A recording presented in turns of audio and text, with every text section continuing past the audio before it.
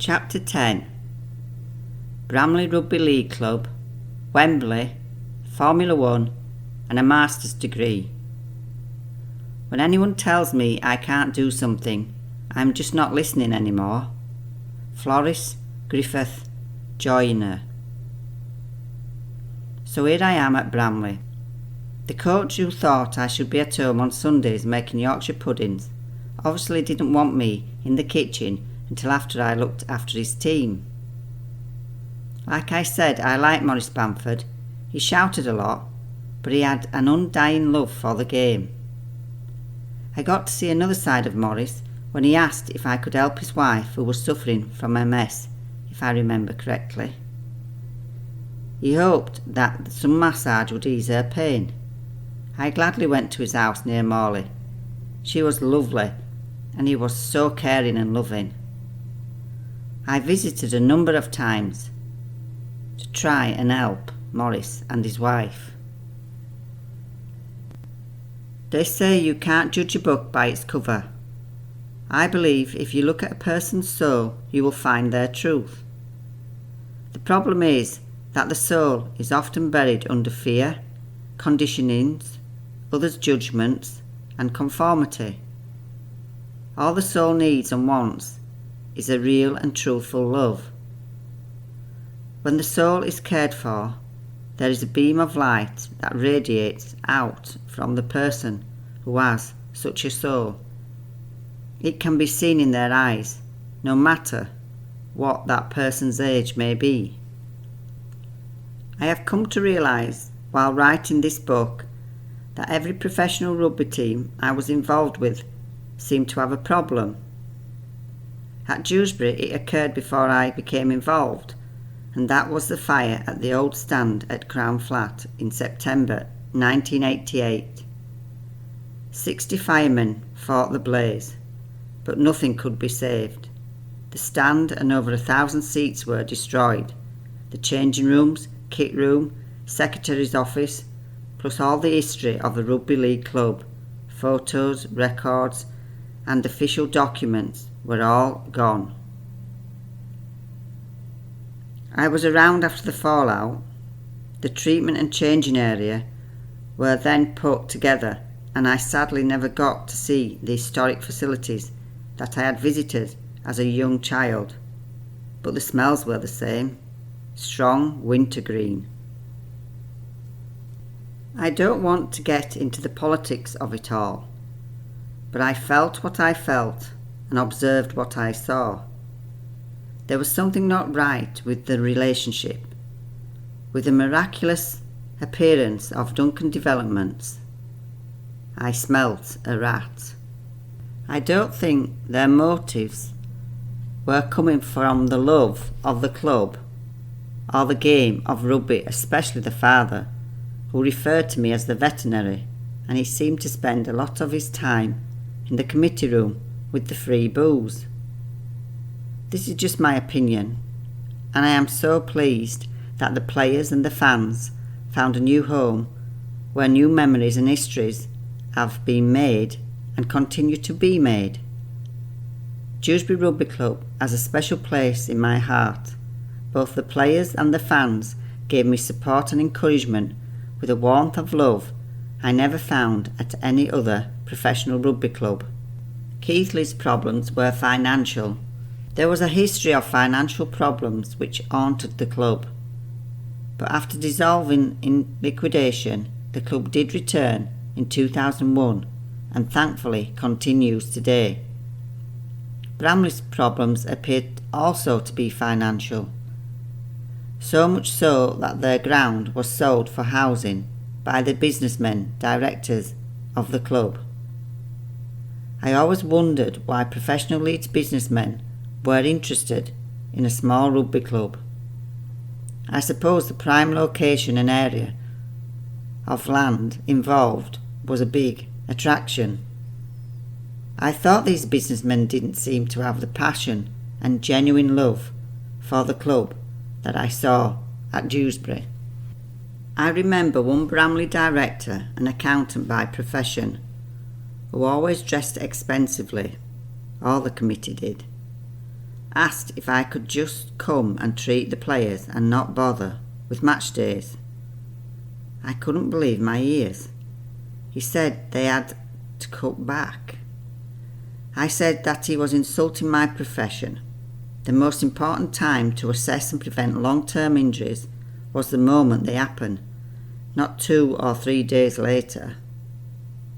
Also, there would be no one to stand up to the coach and bring a player off the field to avoid aggravating the injury further.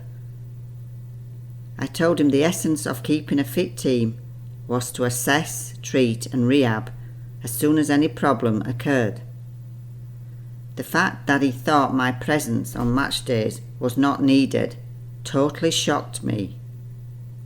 Did he think I sat there knitting?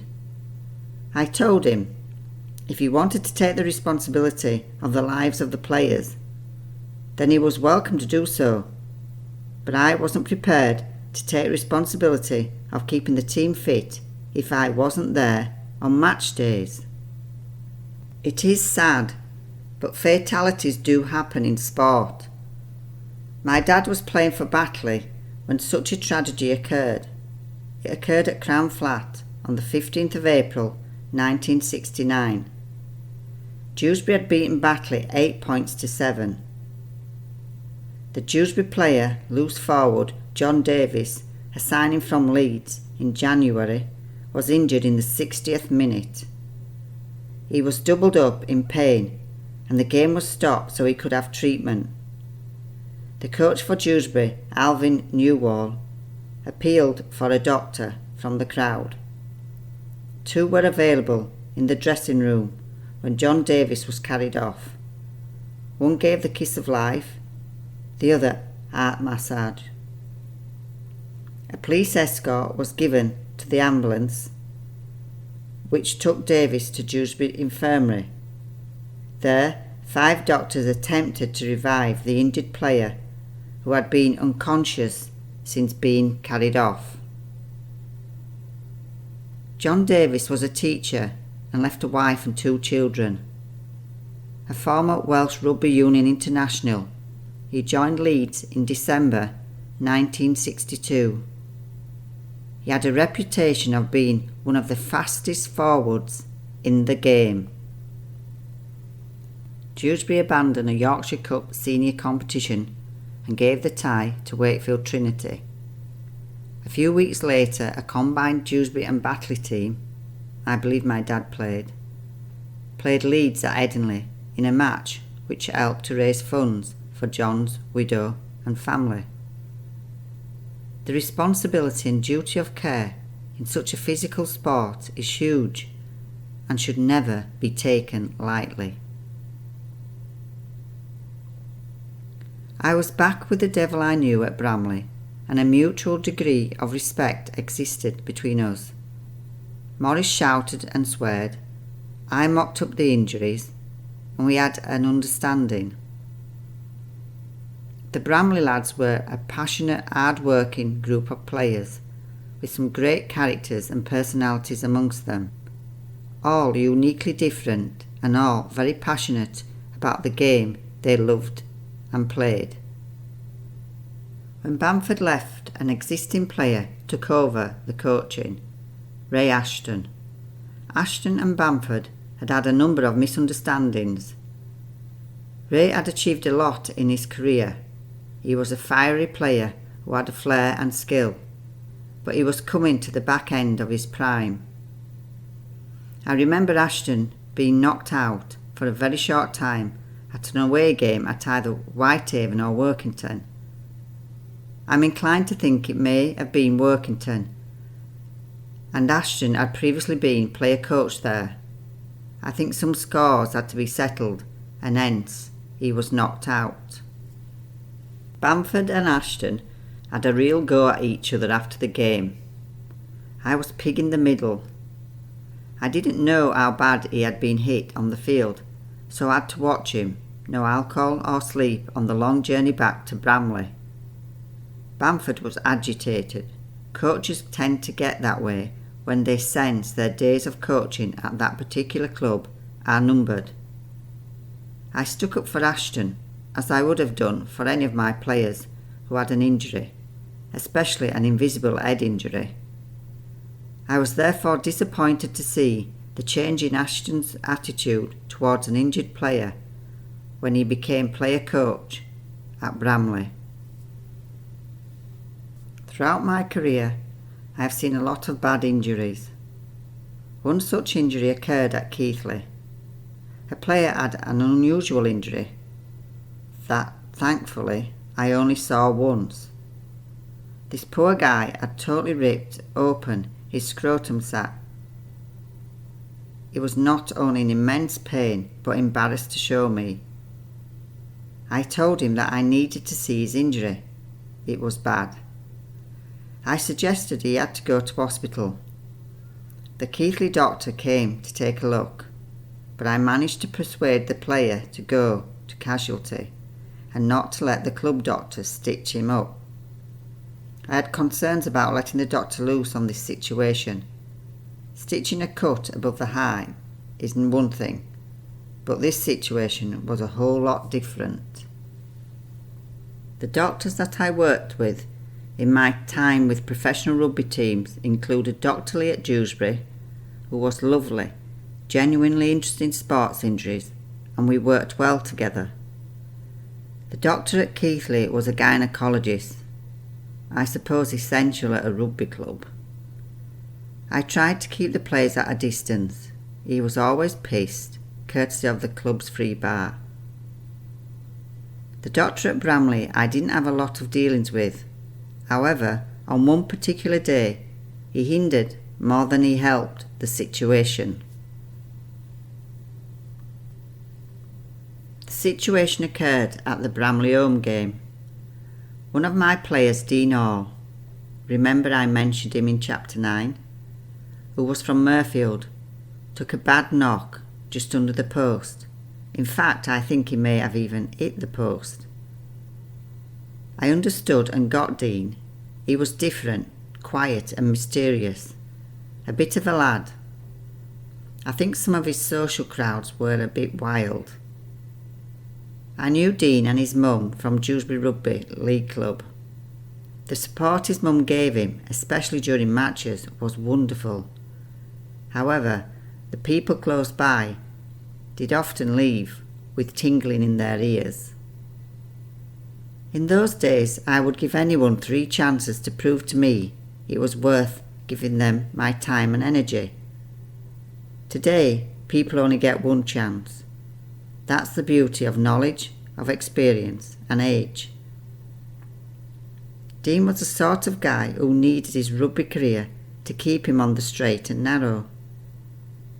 He came across as not giving a shit, but he did. Dean never needed any second chances from me. He didn't let me down once. Dean took this knock while playing for Bramley.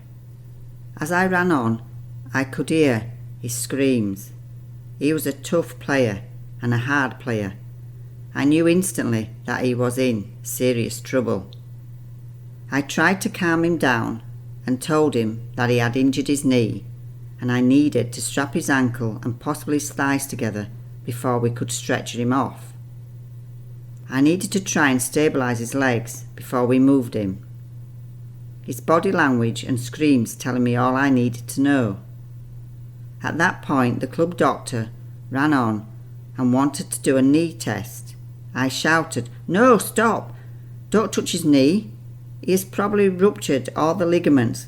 Let's just get him to hospital." To me, the evidence of the damage was in Dean's face. One of the biggest problems today, I think, is that a lot of medical people don't look for the obvious signs, the simple little signs. Some don't even look at the patient at all, but rely on the textbooks for symptoms and diagnosis. Yes, you need to know these, but there are so many clues that a person will present to give you information. Rolling around, holding your knee, screaming, just being one of these clues. Dean got stretchered into the dressing room and the ambulance called.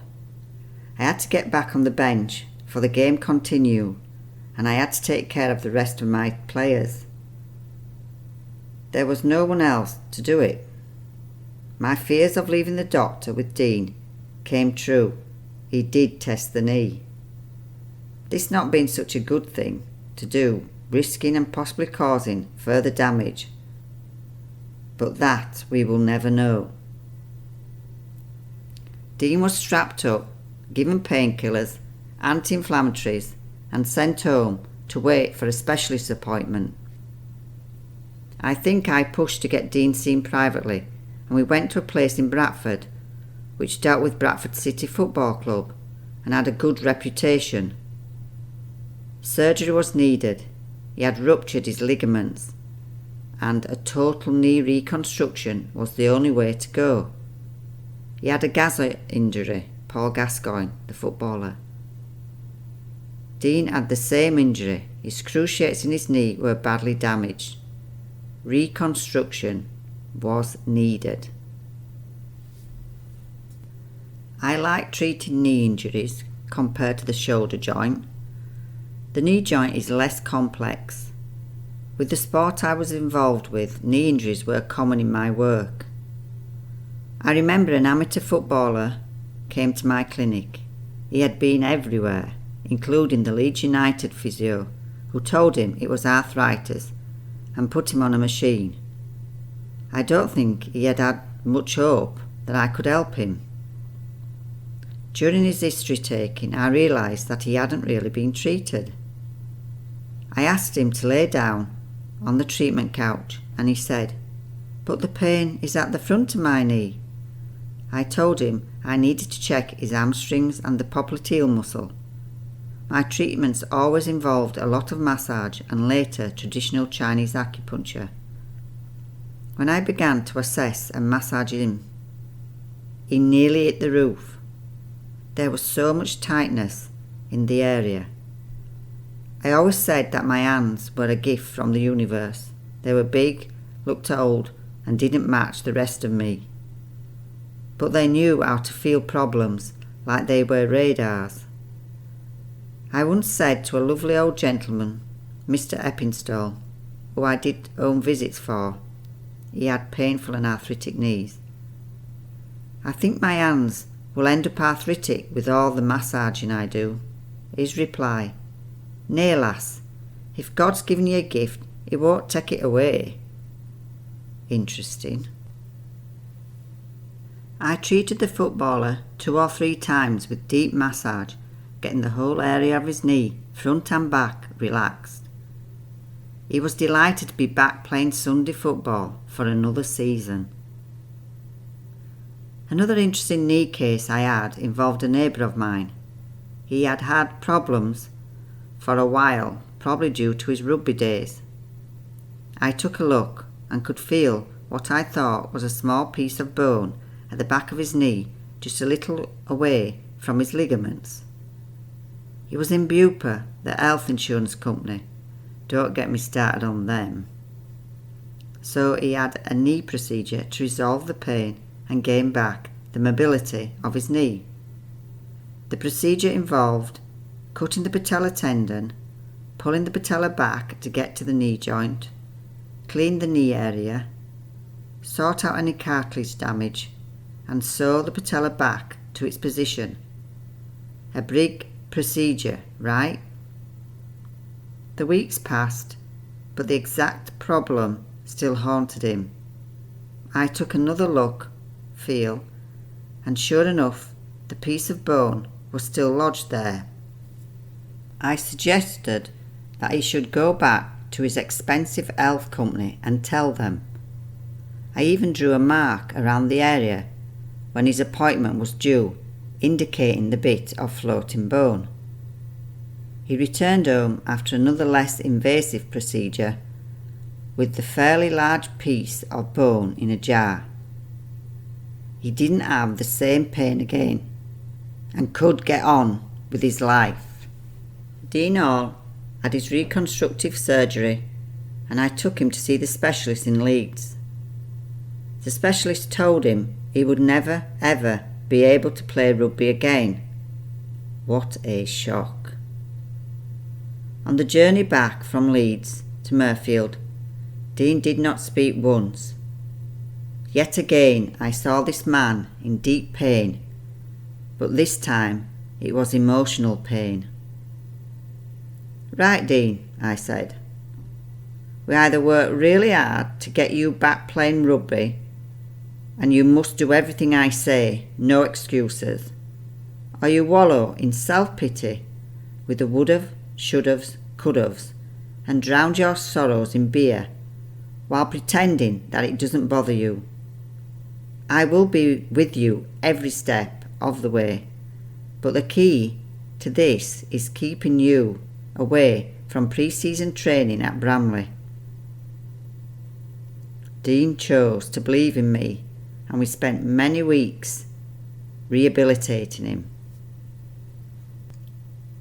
The first thing I told him to do was to stop limping. Not an easy thing to do. I took him to the gym, trained in the local park, and gave him treatment. I told him I wouldn't let him back on the rugby pitch until he could jump off one of my chairs in a pain-free and stable movement. The season was about to begin, and Bramley had organised a friendly match at Bramley with Leeds Rhino. Why they are called friendlies is beyond my comprehension. It's a physio's worst nightmare. It was on a Sunday. Dean had been training with the lads once. He could jump off my chair and he was ready. I had got into his psyche. We were ready mentally and physically. As I strapped his knee, I told him I wouldn't say he was ready if he wasn't. Our trust and connection had been built over the weeks that we had worked together. I could see it in his eyes. He was ready. I was extremely proud of him. Against all the odds, he was about to run onto the rugby pitch, and that was down to him, his hard work, courage, and belief in himself. Later in my life, I would have to find those strengths in myself, but Dean was one of the many people that I was blessed to know who showed me how it was done. I explained to Ray Ashton that he needed to put Dean on the wing and not in the pack, just to allow Dean's confidence to grow. It had been a long, hard road to get him back on the pitch, especially when the specialist said he would never play again. It would also make sense for him not to play the full game. After all, it was only a friendly. Ashton listened to about 70% of my suggestions, and towards the end, Dean was driving the ball in midfield against Leeds Rhino's big, powerful forwards. After the game, Dean was so happy. He had even scored a try while on the wing. I told Dean that he should not go out and get pissed up that night. We still had a lot of work to do on keeping him fit. I also expected to see him in my clinic on Monday evening with any of the rest of the team if they needed any treatment. Bramley, for some reason, had an away game on Tuesday or Wednesday night. It could have been Doncaster. I think it was at a dog track. This meant none of the players had time for recovery, and I made it clear to Ashton that no way should Dean be involved. There hadn't been enough time to see how his restructured knee had held up. The coach, Ray Ashton, phoned me while I was treating the lads that Monday evening and asked about their injuries and Dean. Again, I said Dean should not be considered for the midweek game. The day of the game arrived. The team, including Dean, were on the coach. We had to meet some of the Lancashire players, but one hadn't turned up. I think it was Paul Garnett. He did, however, get there in time for the game. In the changing room, Ashton announced the team. He included Dean Hall. I was mad, but couldn't show it. I didn't want to put any doubt or negative thoughts into Dean's head. I just had to pray. My opinion, hard work, I didn't bill the club for rehabilitating Dean, and my professional input all being wiped aside. Dean was on the bench to start with, but was soon on the field in the pack. After the game, I sought out the Bramley committee man who was there, and I told him I was giving my notice and would be leaving in the next few weeks. What was the point of me being there? The time now would be around the mid-1990s. My studies continued in the 90s at the Northern College of Acupuncture, a 4-year master's degree in traditional Chinese acupuncture, which began in 1995 and finished in 1999. Once I left the professional rugby league arena, I still helped some amateur sides. 2 of these teams were coached by Andy Tyers. Remember him from Keighley? Andy coached at Clown and later Rotherham. I helped Andy out whenever I could. Andy asked if I would mind looking at his brother Robert's knee. It must run in the family, these knee problems. Robert lived in Oxfordshire, but the next time he was up to visit Andy in Sheffield, he would try and sort out a treatment. The brothers came to my clinic, and as always, I began by taking some case history and general information. Robert said his job was a pump attendant. OK, they had them in those days. I'm thinking a Shell or Q8 petrol station. He said he wouldn't be in Yorkshire the following weekend because he had to work at a place called Silverstone. OK, no problem. Whenever you are up north, we will see if we can treat you again.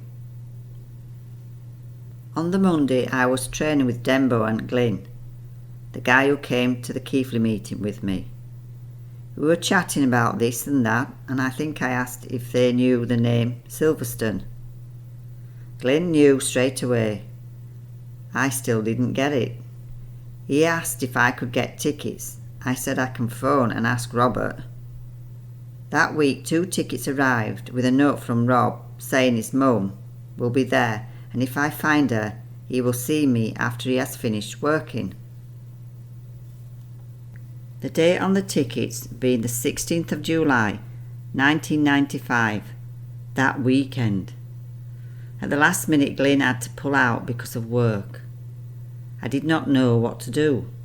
This guy had taken the time to send me tickets.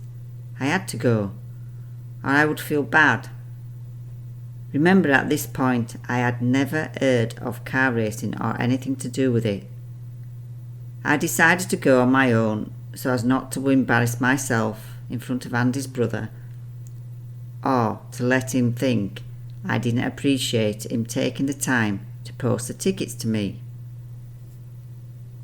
As I got nearer to my destination, the traffic got heavier and we had to queue. I am thinking, what's going on here? Why so much traffic?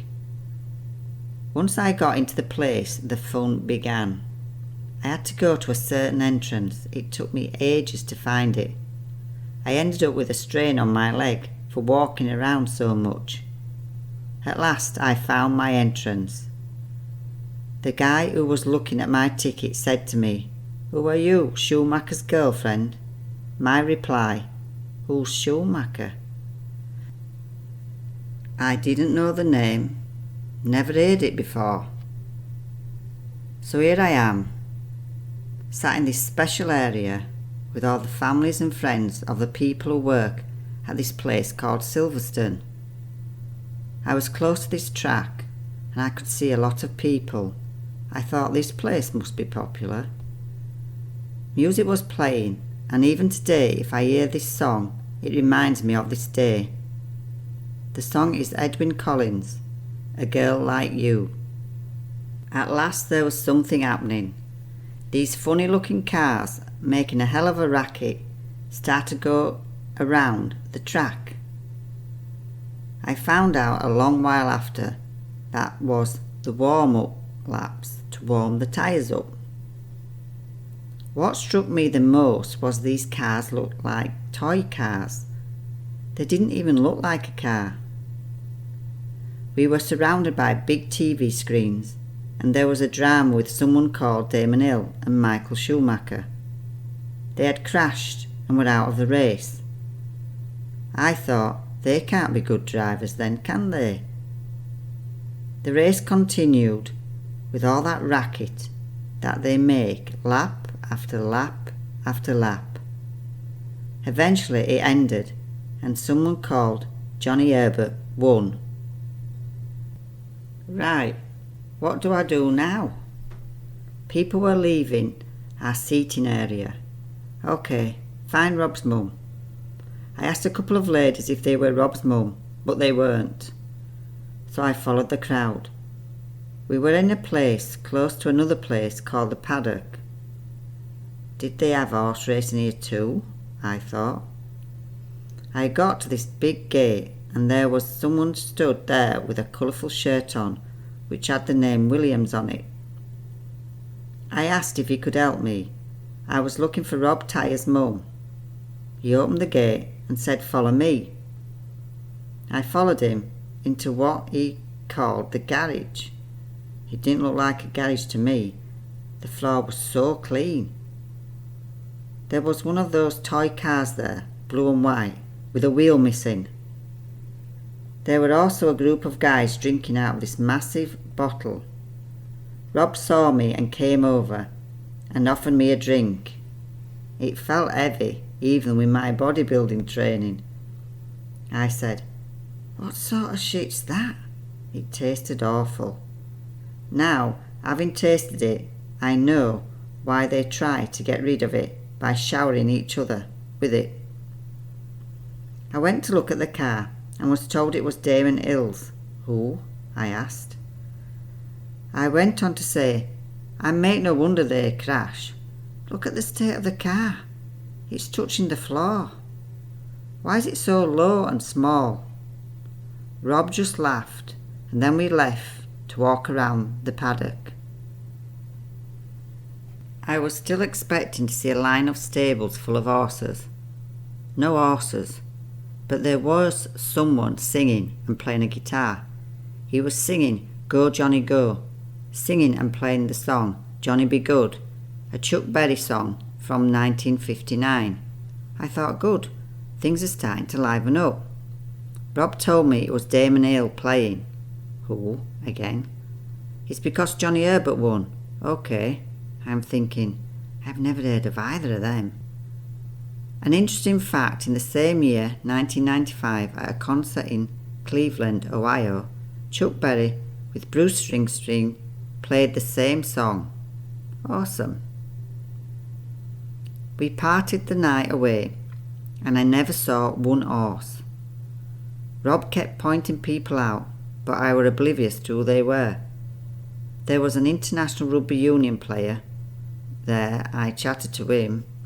I told him he should try playing the real rugby game. That is rugby league.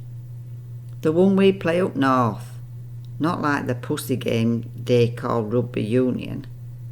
I said the ball spends more time in the crowd than on the pitch, with all the kicking you do. But I suppose you southern softies need to keep stopping and starting to get their rest in the game. I think he thought I was mad, but I thought it was an honest and valid observation. I was back training in the gym the next week and telling Dembo and Glenn what happened, where I went and what I saw. Glenn, who followed F1 a little, wouldn't believe me. He said, "You don't get into the paddock." I said I did. Even my grandma said you can't get into these places. I did, and I didn't know what all the fuss was about. The next Silverstone I went to was with Lisa and his wife, Andy and a few others. Andy had never been before, even though his brother was a pump attendant. Rob was the guy who filled up the racing cars with fuel in the pit stops. He was with the Williams team, the top team in those days. I did go to other F1 races. I had caught the bug and understood it a little more. But more about that later. I was still helping Andy out with the team he was coaching when I could, but the work for my master's degree in traditional Chinese acupuncture was increasing. The college was in York, North Yorkshire, so it wasn't too far away from me. However, in 1998 I was part of a group who went on another crazy weekend. I think I was the only lass amongst the group of rugby players from Clown and the Rotherham teams. This was a very special outing for the Sheffield lads because we were on our way to watch Sheffield Eagles play Wigan at Wembley in the Challenge Cup final. The celebrations began as soon as they sat on the train on that early morning. Rob and his brother came along too. He may spend his life in the fast lane, surrounded by brolly dollies and famous people, but no way was Rob going to miss out on this weekend. Fortunately for him, there was no F1 racing that weekend. Spirits were high, although I sensed amongst the group that they didn't expect Sheffield to beat Wigan. I said, "I'm not too sure. I feel Sheffield may win." I admit to this day I have yet to see this match. Yes, I was there, my first Wembley final, and I soaked up the amazing atmosphere, but I did fall asleep. I had a beer or two, something I didn't really do so often, and I was tired with all the excitement and travelling. I think there were quite a few of us who grabbed 40 winks, not just me. I will watch the game one day. I have it on VHS. Does anyone remember them? The final score: Sheffield Eagles 17, Wigan 8. What? So that was it. Back to Sheffield to party the night away. We did lose one of our gang, but he got back safe and sound a day later. If you knew Andy, you could guess what happened next. Though he lived in Sheffield, he wasn't going to spoil this celebration, so the lads who could get away with it booked into a hotel in the city. Then we continued to celebrate this fantastic result in the city of Sheffield.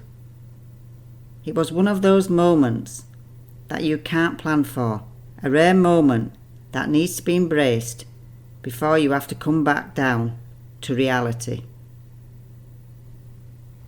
The next day, tired and in need for the air of the dog, we made our way to the place Andy knew he could find the victorious team. The team was there with the trophy. I remember the smile on Rob's face when he held the trophy. Beats that shitty champagne, doesn't it, Rob? A weekend to savour and remember.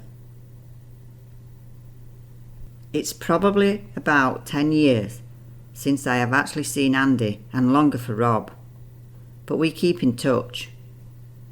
In 2000, Andy became involved with Sheffield Eagles when Mark Ashton asked him to join the coaching team as academy coach. Then Andy became the assistant coach with the first team and eventually onto the board as CEO from 2019.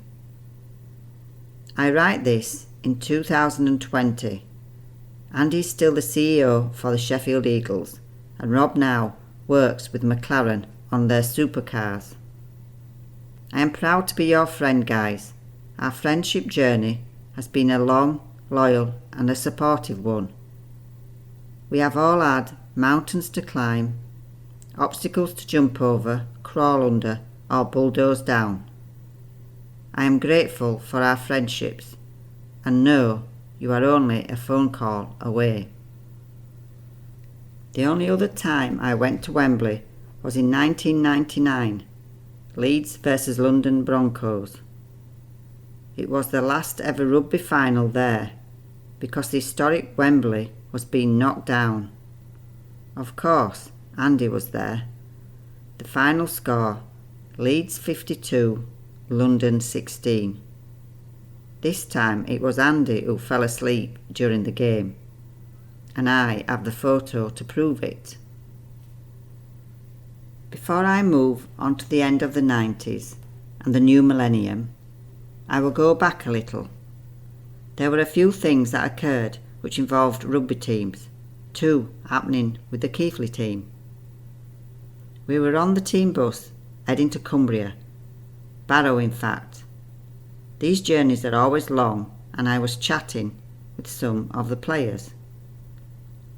From a young age, I have always known things. I think everyone does. It's whether you listen to the information or not. I was giving some information to a player, and the Aussie that was about to get a trial with Keighley was laughing and said, "Hey, Penny, there's a black cat over there." He was looking out of the bus window. "Is it yours?" I connected to him straight away and said, "No, but are you planning on going skiing? Because if you are, be careful. I can see a pot on your leg." He laughed, along with the rest of the players sat nearby. We said no more and continued our journey to Barrow. The usual routine occurred in the dressing room. Players getting their kit on, any strapping needed being done, and officials checking the players' hands and studs on their boots. It must have been 10 minutes into the first half when the Aussie took a hit, went down, and was carried off with a broken leg. I felt awful. I didn't want any injuries for any players, even the Barrow players, and here was one of my players with an injury I had seen him have on the bus. The lads remembered what I had said and couldn't believe it. I saw the player the following week at Keighley. He was good and had his pot on his leg. I told him I never wanted him to break his leg. I just saw him with a pot on. He was cool about it, and he didn't think it was my fault. But I noticed he spoke less harsh to me from that point on. In fact, most of the team seemed to have a bit more respect. It was normal for me to give messages to people as I treated them. I was guided to the ones that were ready to receive a message. A couple of regular patients would ask me if I had any predictions or messages. One such person was Stephen Wuffledon. I knew and treated most of the family. I remember going to his mum's funeral, and the songs played, even today, remind me of his mum and the family. They were mad on cricket, and his mum would sit in the sun watching it for hours. So the song by Elton John, "Don't Let the Sun Go Down on Me," was so appropriate, and also was Empty Chairs and Empty Tables from Les Miserables. What an atmospheric song. Both were played at her funeral. Theatre production of Les Miserables was also special to me because I took one of my very first patients, who I did home visits for, Mrs. Egg, to Manchester to see the production. An amazing lady with a very kind and talented daughter, Christine. Christine was a fashion designer, and she made any dress that I needed for special events, which included my 18th and 21st birthday party, plus my graduation ball at Adelphi Hotel in Liverpool. Her abilities and flair never getting the recognition they deserved.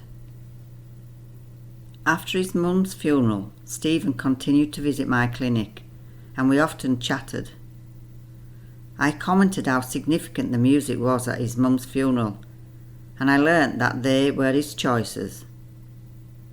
He then asked me if I had any predictions. I said all I can see is an event that is going to stop the world.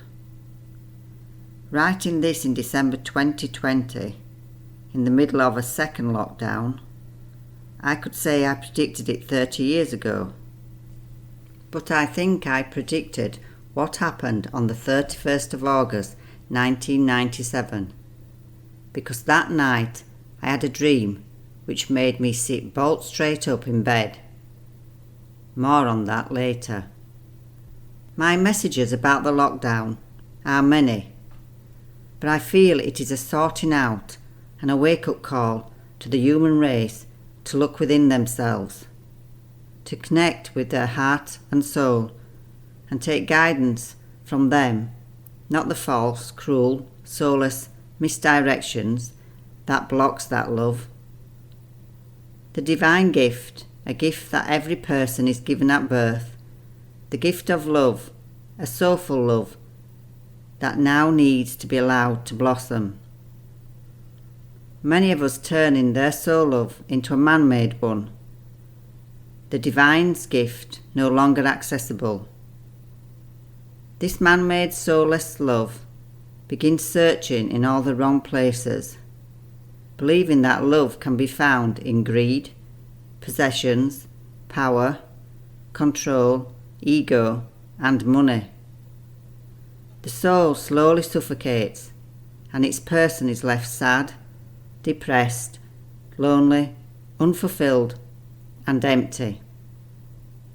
But self-love can bring a person's soul love back to life, ridding the fears from the person and allowing inner contentment and peace by connecting back to oneself with love.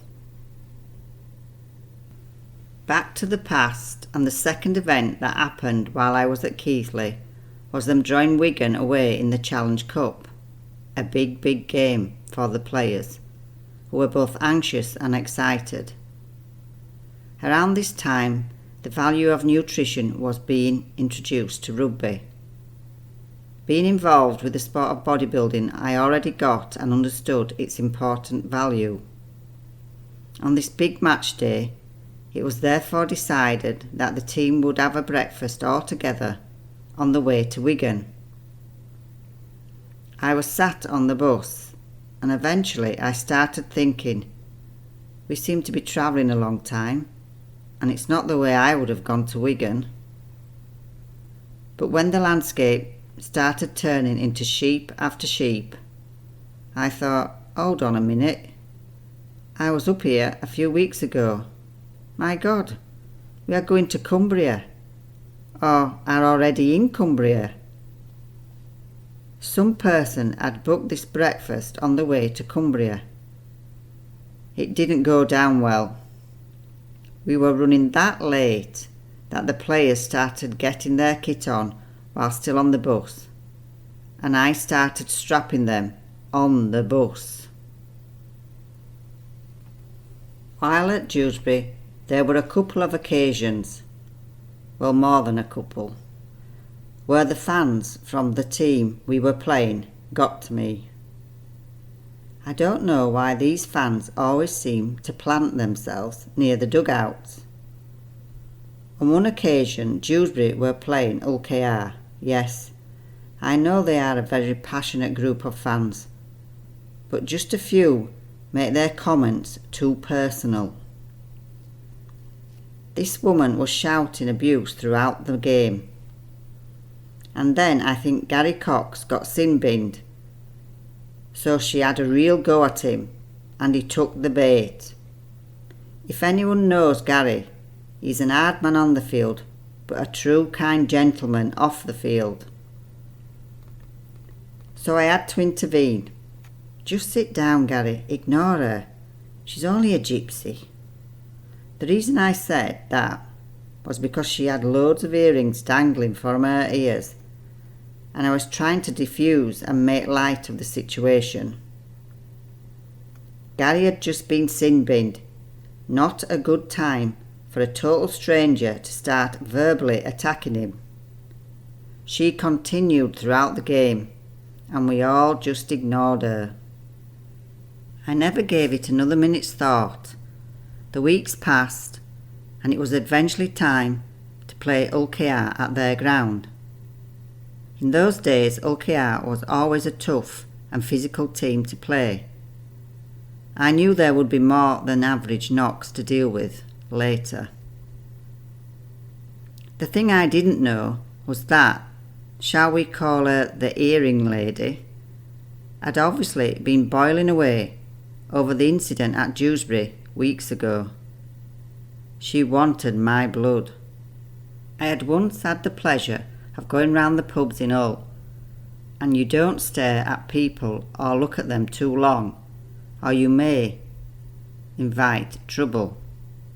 And that's just the women. This was just my observation at the time. I am sure it's totally different now. Hope so. She was at it again all through the match. I ignored her, but she wasn't satisfied. After the game, she accosted me, giving me a mouthful. I just threw what water I had left in my sponge bucket at her and went into the changing rooms. About 15-20 minutes later, someone came to tell me someone was at the door to see me. Yes, it was my biggest fan, the woman with the earrings. She had another go at me. I told her to go home and read her tea leaves. I then shut the door. The only other time I threw water at the fans was at Wigan. Not sure if it was with a Dewsbury or Keighley. Again, the person was near the dugout all the match. They were making racial comments about some of my players. After the match I said, "It's amazing. Do you make comments like that when Ellery Hanley plays for you?" More racial abuse. So I threw the water left in my bucket at them. Fortunately, I always kept hold of my bucket and never threw that as well. After finishing working with the professional rugby teams, I did continue to work with some of the local amateur teams, the main local two being Dewsbury Moor and Thornhill. I worked a lot with Johnny Arpin, a very fair and knowledgeable coach. He had played professional rugby and was part of the Dewsbury Celtic Amateur Rugby League Football Club team that gave the professional sides a run for their money.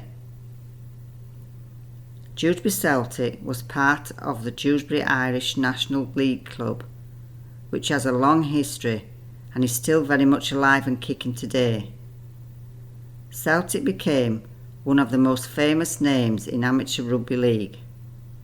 Many professional clubs feared their name if drawn against them in the Rugby League Challenge Cup. My dad, as well as Johnny, was involved with the club in the 1970s. Newspaper comments in the 70s saying it all. Humberside Amateur Rugby League were shattered by the heavy defeat of an ace of clubs at the hands of Dewsbury Celtic. Hull Sports Mail, 7th of the 12th, 1974. Salute Dewsbury Celtic, who against all odds at Hull won the Barley Yorkshire Cup, proving once again to be the leading light of the amateur rugby league world. Dewsbury Reporter, 27th of the 12th, 1974. Celtic vs Leigh, 1973. Celtic played it open with a magnificent spirit, and they tackled and defended with outstanding courage. Leigh Star, February 1973. Celtic vs Featherstone, 1972. Celtic put up a magnificent defence display and showed ideas in attack. Sunday People, 30th of the 1st, 1972. Amateurs fight a hard battle. Green Post, 29th of the 1st, 1972. Johnny Arpin was the captain for the games against Featherstone and Lee. Dad was given a scrapbook by Jerry Swift, all for the good of the game. It includes the official souvenirs programme costing 5p of the Rugby League Challenge Cup, first round at Mount Pleasant Batley on Saturday the 8th of February 1975, kick-off 3 p.m. The teams Dewsbury Celtic versus Hull Kingston Rovers. Oh no, not Hull KR. Wonder if the woman with the earrings went. The scrapbook is full of black and white photos of the game. Mick Doyle being captain for Celtic and Roger Millward being captain for Hull KR. There was a big crowd on these action-packed photos taken at the game. Dad and Johnny being on some of the photos. I didn't recognise you, Johnny. You had long hair and sideburns. He also had a wicked sidestep and attack. With a great break from Johnny Arpin, number 6, who covers at least 30 yards. From the play of the ball, Trevor Walker gives the defence a pile of trouble as he ploughs to within a yard of the line. The half-time score, Celtic 2, Hull KR 13. The second half. Celtic were getting more and more on top. Trevor Walker rolled over on the line in the corner after taking on 4 defenders 5 yards out. Arpin comes across the field in a storming run. An important factor in the game, the dismissal. A difference of opinion between Trevor Walker and Millington Hull KR leads to an early bath for both. David Foster, coach Celtic, approaches Trevor. Bob Walker is inches away from glory as the ball skids over the line and the referee on the spot gives the lost ball. Try number 1. Mick Doyle drives over left of the post in spite of Wallace's attentions. Try number 2. Mick Doyle goes over to the right of the post, this time with a nippy move from an opportunist chip. The crowd raise to their tiptoes. From a Doyle kick to the right wing, Brian Pepper thrills the crowd as he beats Sutherland and Smithies with the try line in view. Try number 3. This try is the result. Sullivan is astounded, but the referee has already awarded the try in spite of Hull KR's clearance of the ball after grounding. Final score, Celtic 15, Hull KR 31. The pen pictures Dewsbury Celtic 1974 to 75. J. Arpin, standoff, age 27, 11.5 stone, minor, ex-Hunslet.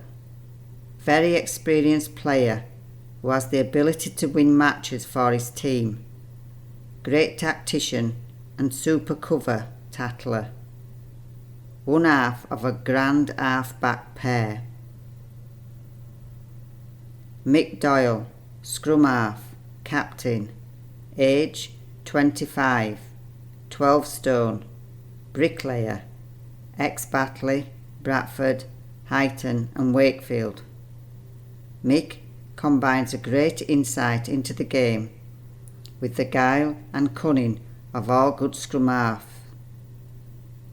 A super leader who inspires his team at all times. T. Walker, prop, vice captain, age 35, 20 stone, transport executive, taxi driver to you and me, ex-Dewsbury and Batley, pack leader whose great experience rubs off on the rest of the Celtic pack, strong in the scrum and devastating in the loose, holder of the world record for tries in a season by a prop, 17, whilst playing for Batley, has been in charge of the interleague side this season. Fate put me in Johnny's path while he was coaching the amateurs. Johnny was a good man manager and very well respected. This event I am about to describe indirectly involves rugby. After a home game in 1996, I think it was at Thornhill or Dewsbury Moor Club, Johnny invited the whole clubhouse to his 50th birthday party at his house the following weekend. Eileen, his wife, had not expected this and was left with the task of organising a party for who knows how many. Johnny was away at Barrow Island, Cumbria, with the players. I think I may have been at college doing my acupuncture degree in York. I got to the party and there were loads of people, especially those connected to rugby. Eileen had done an amazing job getting a marquee and everything organised. She worked so hard. The party was at full swing and I was talking with some of the players, asking what they had got Johnny. I also asked if they had organised a strippogram, very popular in the 90s. No, they hadn't. I couldn't believe it. I said, right, get the yellow pages. It's now replaced by Google. Let's have a whip round and get him a stripper. We were fortunate enough to get one at such short notice, which entertained all the fellas, not just Johnny. Eileen said the only thing she can remember is a load of lads standing outside at the window where they could see the stripper better and licking the window. That's one way to wash windows. Johnny had a good 50th birthday party. He always took care of everyone. He was a pleasure to work with. Thanks, Johnny. I gained much knowledge from being around you. My final rugby story involved a New Zealander who came to my clinic for treatment. He was working as a youth worker and also played rugby. He also became one of the characters in a TV series with Sarah at Lancashire that was being filmed in the Huddersfield area. It was the series Where the Heart Is. A few years ago, I rewatched it. I love Sarah Lancashire, especially in Happy Valley. I must admit, Arnie Omer played his character wonderfully. He was a rugby player. End of chapter. Chapter 11. Some of my recordings at Nantes Hospital. We are all faced with a series of great opportunities brilliantly disguised as impossible situations. Charles Swindoll. I had this strong drive or message to record my experiences. I didn't have the choice to be able to write it, and maybe in the beginning it was a way of talking to my family and friends if I didn't make it. Between April 2016 and July 2019, I recorded when I felt the need to, and never re-listened to my recordings until the end of January 2021, after writing from memory about being in Nantes Hospital. The recordings are raw, nothing has been changed, so sentences are sometimes not finished or not grammatically correct. When I was talking to the dictaphone, I was unaware of a lot of the things that were going on or some of the information that I would later find out. Also, in some of the recordings I was very ill, in a lot of pain and on medication for my injuries. On occasions what I say on my recordings is different from what I have written in 2020 to 2021. There are a number of reasons for this. Firstly, my memory was in and out for a long time after the accident, and I could only record what I remembered. Also, the mental and psychological battle was only just beginning. I was on a journey of darkness, despair, disappointment, and sheer frustration, with a lot of physical and mental pain. Some of this recorded information may be repeating and differ from my memory writings, but all is important to the journey which I had to travel. My first recording, April 2016.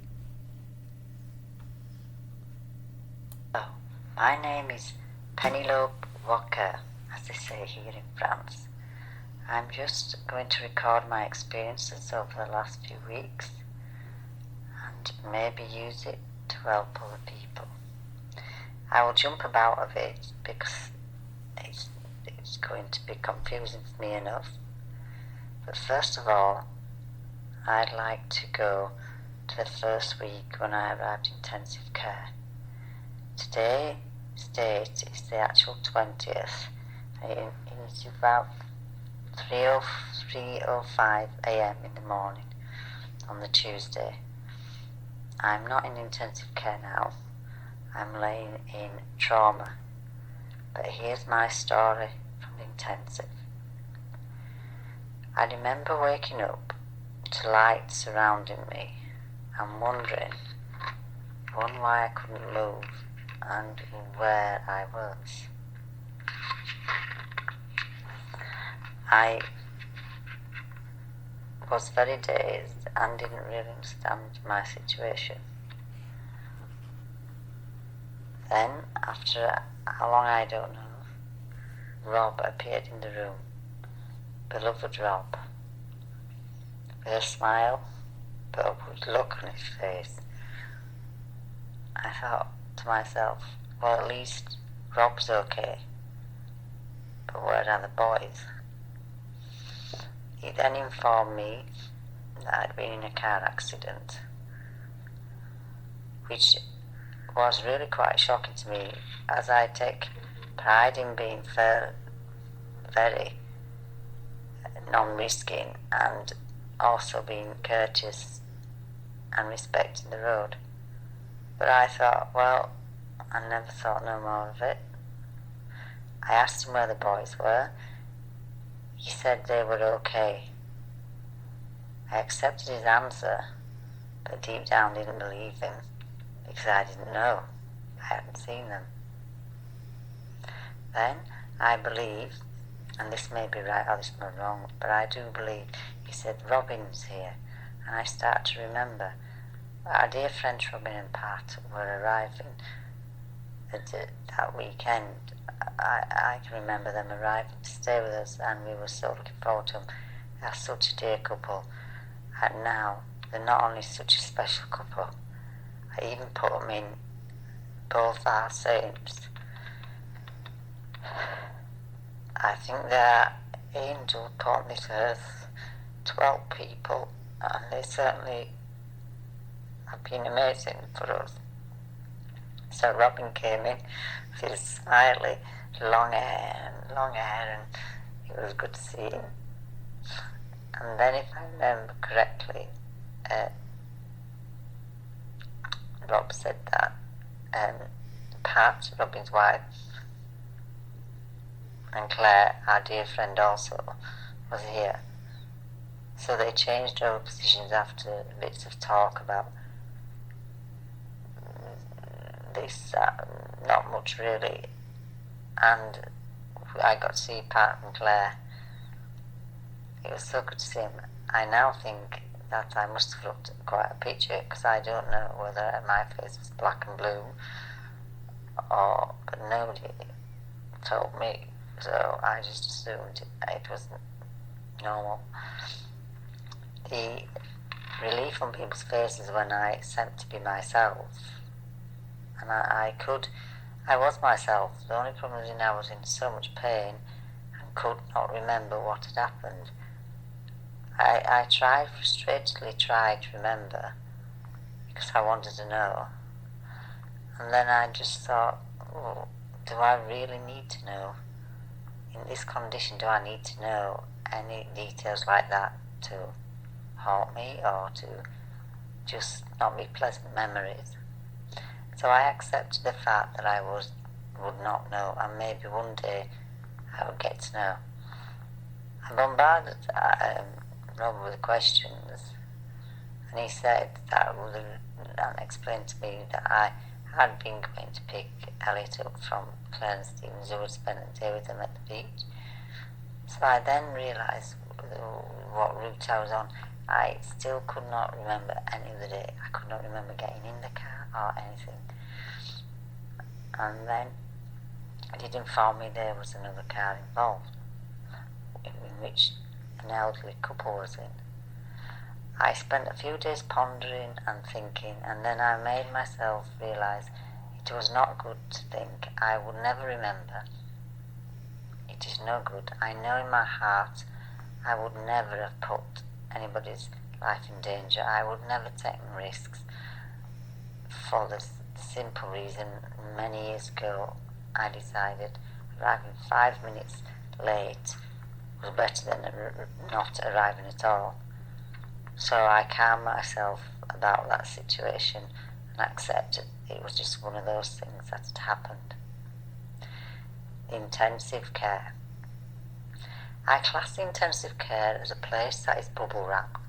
Everything's bubble wrapped. You're bubble wrapped, everything is bubble wrapped, and it's a safe place. I was in an individual room, which I think is normal. I found out that there was 30 rooms on this particular place.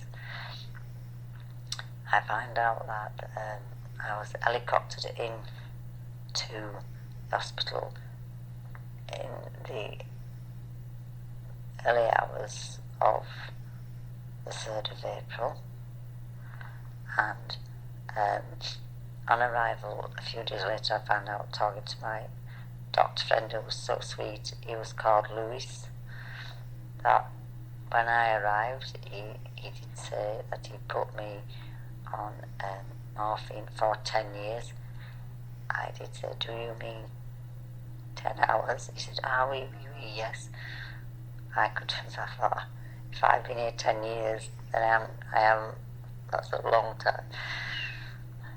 And I had a collapsed lung, or they collapsed lung. I had various injuries, open wounds and broken legs, and a very bad hand that they operated on. So he said, I did not know what to do with you. You were in quite a state. I tried to joke or just be normal with people. I remember saying to Dr. Well, his first name Lewis, every time he came in, because he was a night doctor, I said, doctor, you come for the discotheque, we can dance tonight. And he used to laugh. And then I remember probably the 3rd night, or maybe 4th night, he came in and he said, Madam Walker, you are so sad tonight. I said, I'm sorry, there is no discotheque tonight. I said, I am just tired with the pain, mainly of the hand, just tired of the pain. By this stage, I actually had some doctors come up to me to look at the hand. I had no problem looking at my hand. I could describe it as something out of Doctor Who. It had gone all gangrenous. It was black and solid and wouldn't move. And the smell was quite horrendous. I had no hesitation in telling the medical staff that it had to go. There was no problem, it had to go. I did not think about it, because my logic was, if I'm trying to deal with that, it's taking too much energy away from my body to deal with the rest of my injuries. And although it's my right hand, and it has done so much for me over the years, I had to be logical. So I accepted it.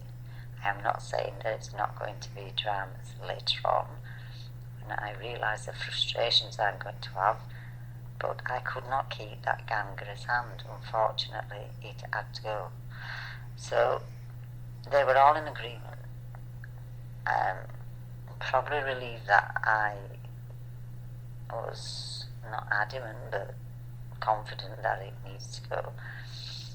And they were said they would get to organise to remove it.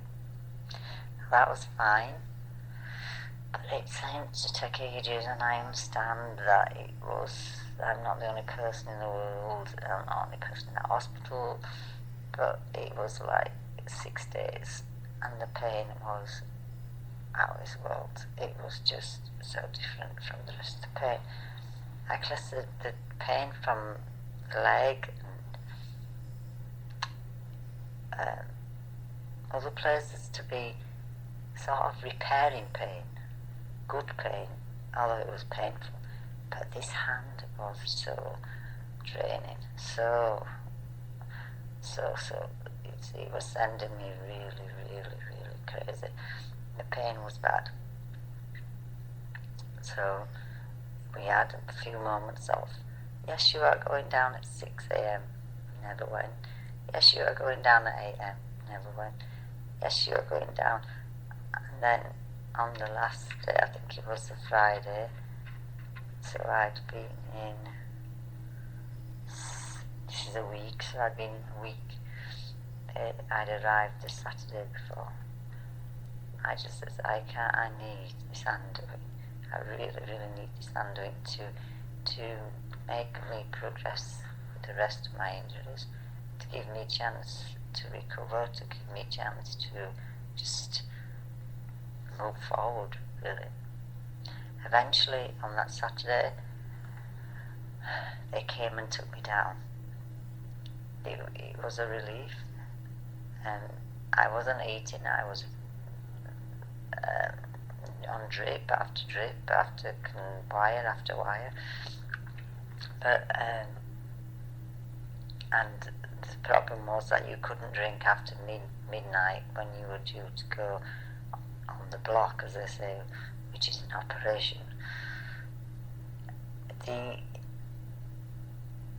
And many times I didn't drink, and then late afternoon they tell me it wasn't happening, but at least I could then drink until the next time. So there I was. They took me down. I actually came out of my room number 19, and thought, oh, it is a different world. We had to go downstairs, and we then had to start the process. All three doctors, plastic surgeons, so that they explained to me what was going on, and I did say to them that I'm so glad they had done it today, because if they hadn't done it today, I was going to go to the butcher's and ask him to chop it off. I think they did get the joke, but one did say, oh, we are very professional. I said, no, I don't mean you're going to butcher me, I just mean it is time for it to go. So they prepared me. I had no problems, I had no fear, they just made you feel so calm. The lady who'd was an anaesthetist, said, bonjour, I met you last Saturday. I said, oh my God, thank you so much for saving me my life, giving me my life. So I prefer to see you like this than before. I said, you know, I cannot believe it was a car accident. I have tried to think. She said, no, he gave you something to give you something to stop you thinking, to forget that time. I said, oh, thank you. That's handy. A flash of KGB flashed by. I don't know if they can, but I am grateful if they did, because I really could not have coped with flashbacks with the way I've been. So she was a lovely, lovely girl, and we got to work. The next thing I knew, I was in my room, but I didn't realise I was in my room. I thought they'd put me in a garage, and I was so distressed that they'd put me in a garage. I suppose it's the drugs, playing games with your mind. And I just said, don't leave me here, don't leave me here. I don't want to be left alone. And then I suddenly realised the number 19 on my door, because it was a glass sliding door and you could see through it. And I thought, no, I am in my room. I am where I should be. And that made everything okay. So that was the first block I had, but I was conscious of. I then slowly recovered. The pain was obviously bad, but the smell had gone, and I felt progress being made. I felt at least we could go forward. What the surgeons did do is they took the hand away and grafted it into my lower tummy, so groin, like, so it appears as if I have a hand growing out of my groin. And what the surgeon wants to do is I had to keep perfectly still for a week to 2 days, and then he would graft it, grow the skin, and then he could cut the skin off and cover the end of my arm, which was bone. I think he wanted, I don't know how much he did keep, but I think he wanted to keep the 2 bones in the arm, the ulnar and the radius, so I could turn. I have my full length of my arm, I think. I don't know how much of that to come off the end, but obviously they had to get rid of the gangrene, and that needed to go. So at the present time, I am just over a week, and they're happy with it. It gives me quite a lot of pain, and I have the phantom hand flying around everywhere, but I think the actual growth is okay. I think they are happy at this stage. My experience in intensive care. I find intensive care intensive. You were given everything by intravenous. They slowly start giving you drugs and things, but generally you really didn't move. The problem was, to me, at one stage I was not sure where I was. I'm not sure if I was in a torture chamber or I don't know, some sort of, it didn't feel at stages that it was somewhere that I was being helped. I know I was being helped, but when they kept moving you, you just got the pain to a comfortable level, and they decided we needed to change you, or wash you, or turn you. I was only allowed to turn onto my left because of my new hand growing in my groin. But my right leg was so painful, and they always sent to grab that. In fact, I said, I need that re-x-ray, and it's not good leg. The left leg was fine in my opinion. I'm thinking, good, I have left leg, I can start from there and have some balance, and then at least I've got one good leg. But then one sunny day, the x-rayed my left leg, and then the doctor came round and said, "Oh, you have to go on the block. You need a block tomorrow. You have 4 dislocated metatarsals on your left leg, and we need to pin them." I'm like, "Oh wow, what?" So I thought, well, metatarsals, at least it's not major, and at least the big toe, which is where all your pivoting comes from, it seems okay. So I just waited for them to take me down again, and by bon chance, the lovely lady was there again. She didn't say, "I am your personal needed," I think you are. And she explained things, as she always does. She said I could have half.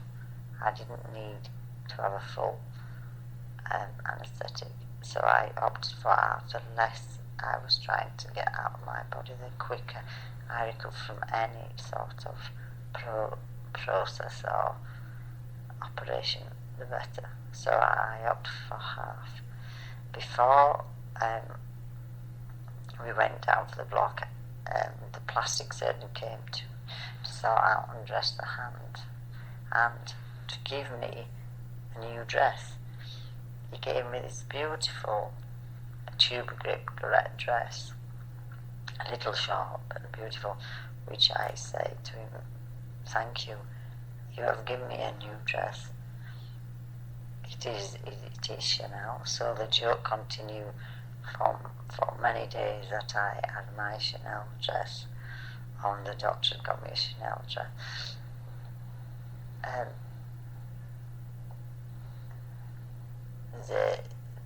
My concern was people not being aware of my arm while I was on the block. But he said no, he would take care. It is better to have the operation done now while we are resting this and growing the hand or the skin, than to operate after. So he said, "Don't worry, I will be there." And true to his word, I wasn't aware of it. I saw another guy come into the operation and I thought I recognised him, and now I do know it was a specialist. So as I was under having my pins put in my foot, he just sorted all the arm out. He redressed it, he just had a good look at it, which was amazing, really. Good idea to do it all at the same time. So that was okay, that went well.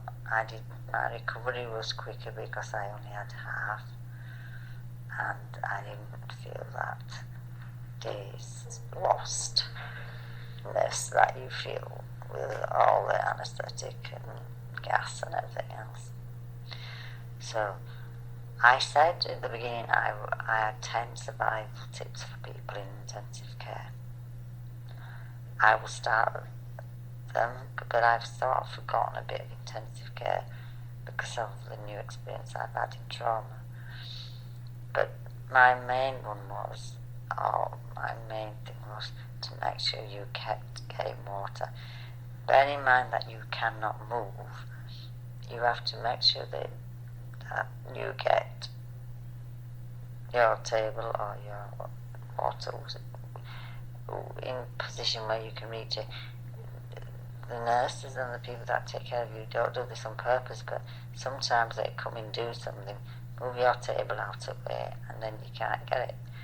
And though you have buzzers, a buzz to, I really tried not to use it. Although I did have to use it, I tried not to use it too often because I just thought they're so busy, unless it's really, really, really, really essential.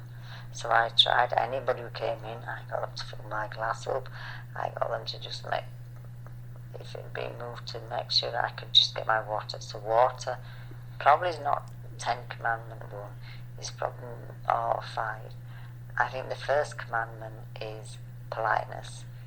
You have got to respect the people, you've got to be polite, you've got to realise what such a hard job they're doing. And I'm not just saying that, I've taught my two sons, Harvey and Elliot, they must be polite. I think it goes without saying to be polite. So, politeness, I would say commandment number 2 is respect and cheerfulness. You have to be cheerful as much as you can be. There have been many times, and people will never know, in the first week where I absolutely cried myself to death, really.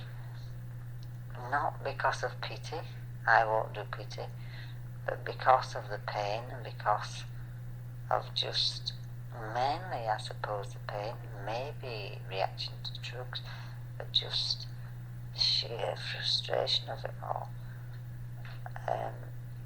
But it was mainly the pain, especially when the gangrene was there, the absolute frustration of not having the hand taken off really got me down. But I tried not to show it, although at times I had no choice. And the problem is, if you show too much, you end up with another tablet, a tablet to calm you, a tablet to this, a tablet to that. So I tried to just do it quietly until it got too much, and then I had no choice, and they had to see my situation. Probably, so the third one would be being aware of your surroundings. I was fortunate, and I'm so fortunate, and still don't know how. I bless the powers that be that must have put cotton wool around me in the car accident to not damage my head or my internal organs. I think the extent of my injuries, especially on the right, I smashed all my femurs, so it's got a metal, I call it my dancing pole in, and smashed all the ankle on that side. They've got plates in. The tibia, I think, is a straightforward pot. The right leg has been broken on the, I think, the fib, and then the metatarsals have been pinned, and then my left arm, wrist has been plated too. Obviously, the right hand has been, do you say decapitated? I don't know. Has been lost. But I think the whole arm is good. I think probably being sat in this position for so long may cause problems with the shoulder and arm later, but it's just a matter of spending quite a bit of time working. I feel as if I've got quite a big hematoma on my right thigh. I massage it daily. The physio's just started to come. I can move it, but because it was an open wound, I have many stitches which delays movement because of the pressure on the stitches, and the last thing I want to do is open this wound and cause more healing and more options for infection. So I'm careful I do not push the right leg, although I do exercise all the time, but not pushing the stitches. So I probably will have to add to the commandments as I remember, but I do also think that having a bit of a joke, talking to the people, you never really got the same people. And I was fortunate to have marvellous people. There are different people and they do work in different ways, and I was lucky not to get anybody that was not caring. The people have different levels of care. People, I feel that they must have to have some immunity to pain, or other people's pain to survive the job. Because you can press your button and you could be there quite a while, and you'd think, oh my god, I won't press this button if they need it. And then it's just, oh right, yes, okay. But I think it's got to be like that. At times when you're really down, you think, oh God, they don't care about me. They just leave me, and just, it's not that. It's not that at all. It's just they're so busy and they have to do things clinically and blah blah blah. They haven't to get attached. It's not correct. So, intensive care summary. Probably the safest place I've felt. You're cocooned, you're bubble wrapped, everything's so clean. I felt not exposed in there. There was one thing that did really stress me there though, and that was when they started giving me antibiotics powder orally. I'd had it on a drip, like with all the other drips I was having, and then they decided to give it powderly. The moment I took it made me so ill, violently ill, not just feeling sick and want to vomit, which I did vomit, but actually just as Pat and Robin entered the room on a visit, I vomited. And it was just, I said to them, I cannot take this, it makes me so ill. I said, maybe I'm allergic, maybe, oh no, you must take it. So I managed to take it 2 more times, really feeling ill. To be honest, the 3rd time I managed to hide some of the powder. I don't know if you're in my food or something, I managed to get rid of some of, or it might have been the liquid, I don't know, but I did manage to. And then I said, I can't take no more. So then they put me back on a drip, and also if they changed the powder, it wasn't so bad if they gave me a different one.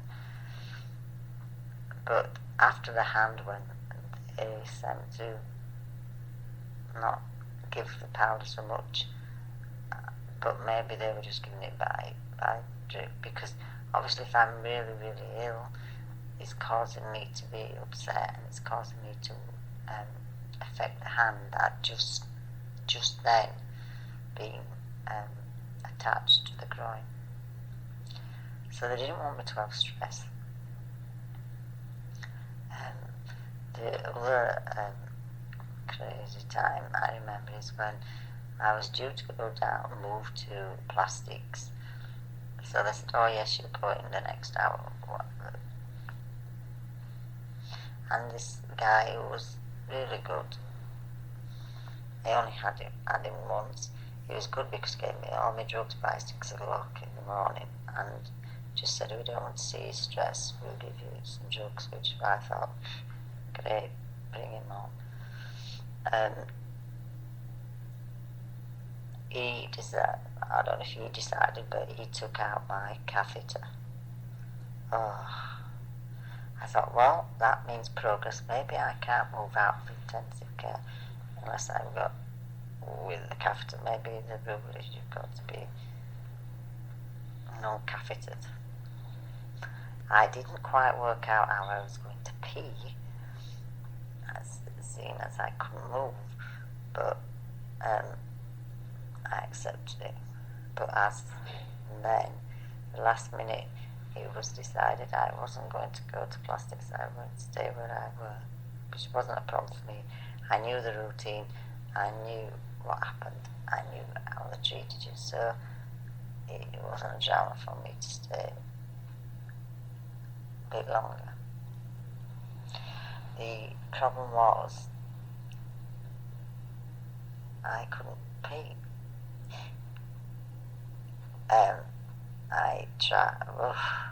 I got so stressed, and the pain was so intense in my bladder.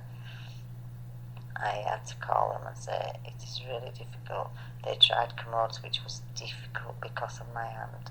I wasn't supposed to be being turned very much, but I tried, I just wouldn't pee.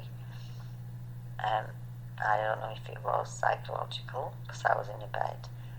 I always remember my mum was saying to me that I would never wee in the bed as a child. I always got outside and weed on the carpet, which meant that I actually ruined the carpet, but I would not wee in the bed. So whether it was that, whether it was just, I don't know.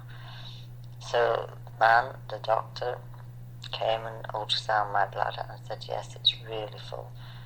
It needs emptying. So then they assisted me and emptied it. And left me again with a nappy on, which irritated all the nether regions because it was so hot in them rooms. And then by early morning, I think, very soon after, they decided to put the catheter back in, much to my relief, because at least it was just one thing to not think about. Now the other thing is their obsession with caca. Poo is an obsession. They want you to poo. The fact that you're not moving, you're not eating, you're on lots of drugs, especially the painkilling drug, I'll remember it in a minute, the painkilling drug, morphine, makes you constipated, but they still have this obsession if you go into the toilet. I remember at one point a lovely woman, she was so thorough, I don't know how she did it, because I couldn't see, but she said I had a bit of caca, dry caca stuck, so she persevered and got it out. But this,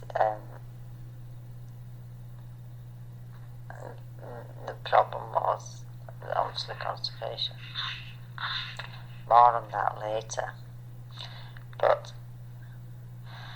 other than that, toilets seem to be well taken care of. The bed bath was fine, people were respectful, you just got used to being naked really, and you just got used to, it was a pain at the time because there used to be a bit of little pain, but afterwards you felt better for having been freshened up and new sheets and whatever. Okay, I'm now going to stop, and I will, if I think of anything else, I will add it to intensive care. There is one thing I think I probably would remember, is that I thought to myself, I cannot move. There's no point trying to move like I used to move, I cannot move.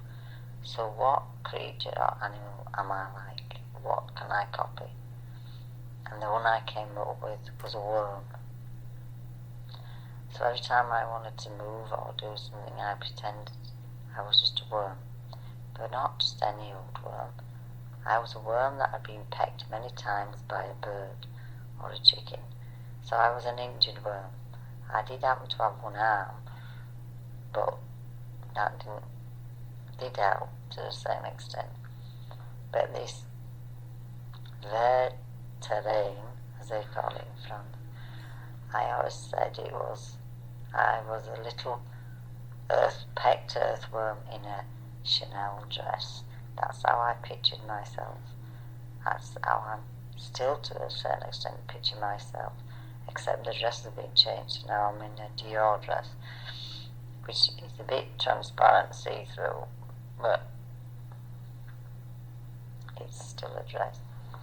And some new shoes, new casts on my broken legs.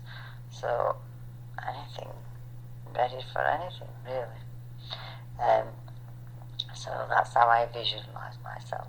I forgot I was human, movement-wise, and just wriggled my way around, which wasn't very far because I'm obviously bedbound, and accepted that was my limit for now. Right, thank you so much. I will be back. 38 minutes.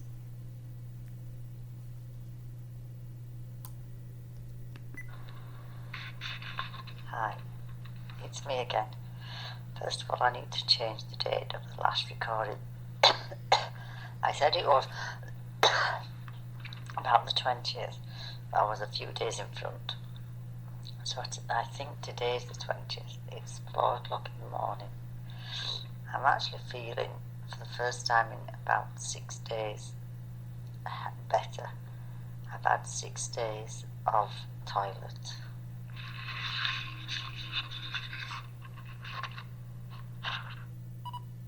"35 seconds. So I've managed to have 2 sweets just now and a full glass of water without feeling sick or without going to the toilet. It has been quite a big drama. It's not only been going to the toilet, it's been Niagara Falls. It is apparently due to my body getting rid of all the drugs, which I can understand, but they have given me so very much stuff to move the bowels. I had an x-ray a couple of days ago which showed I've got a blockage, so it's really dangerous. So you do need to keep it moving.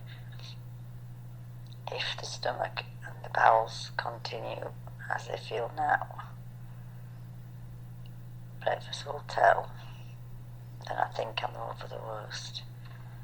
It's just been so tiring and so depressing, I suppose, because you can't eat what they give you to eat. Is all about bowel movement. So this lovely soup that you think you're getting is like dishwater, which is basically just such weak water. It's warm. But I'm hoping we're past the worst. It's a shame yesterday I had Jenny and Jude came, and 3 times I just had to leave. Once was just horrendous.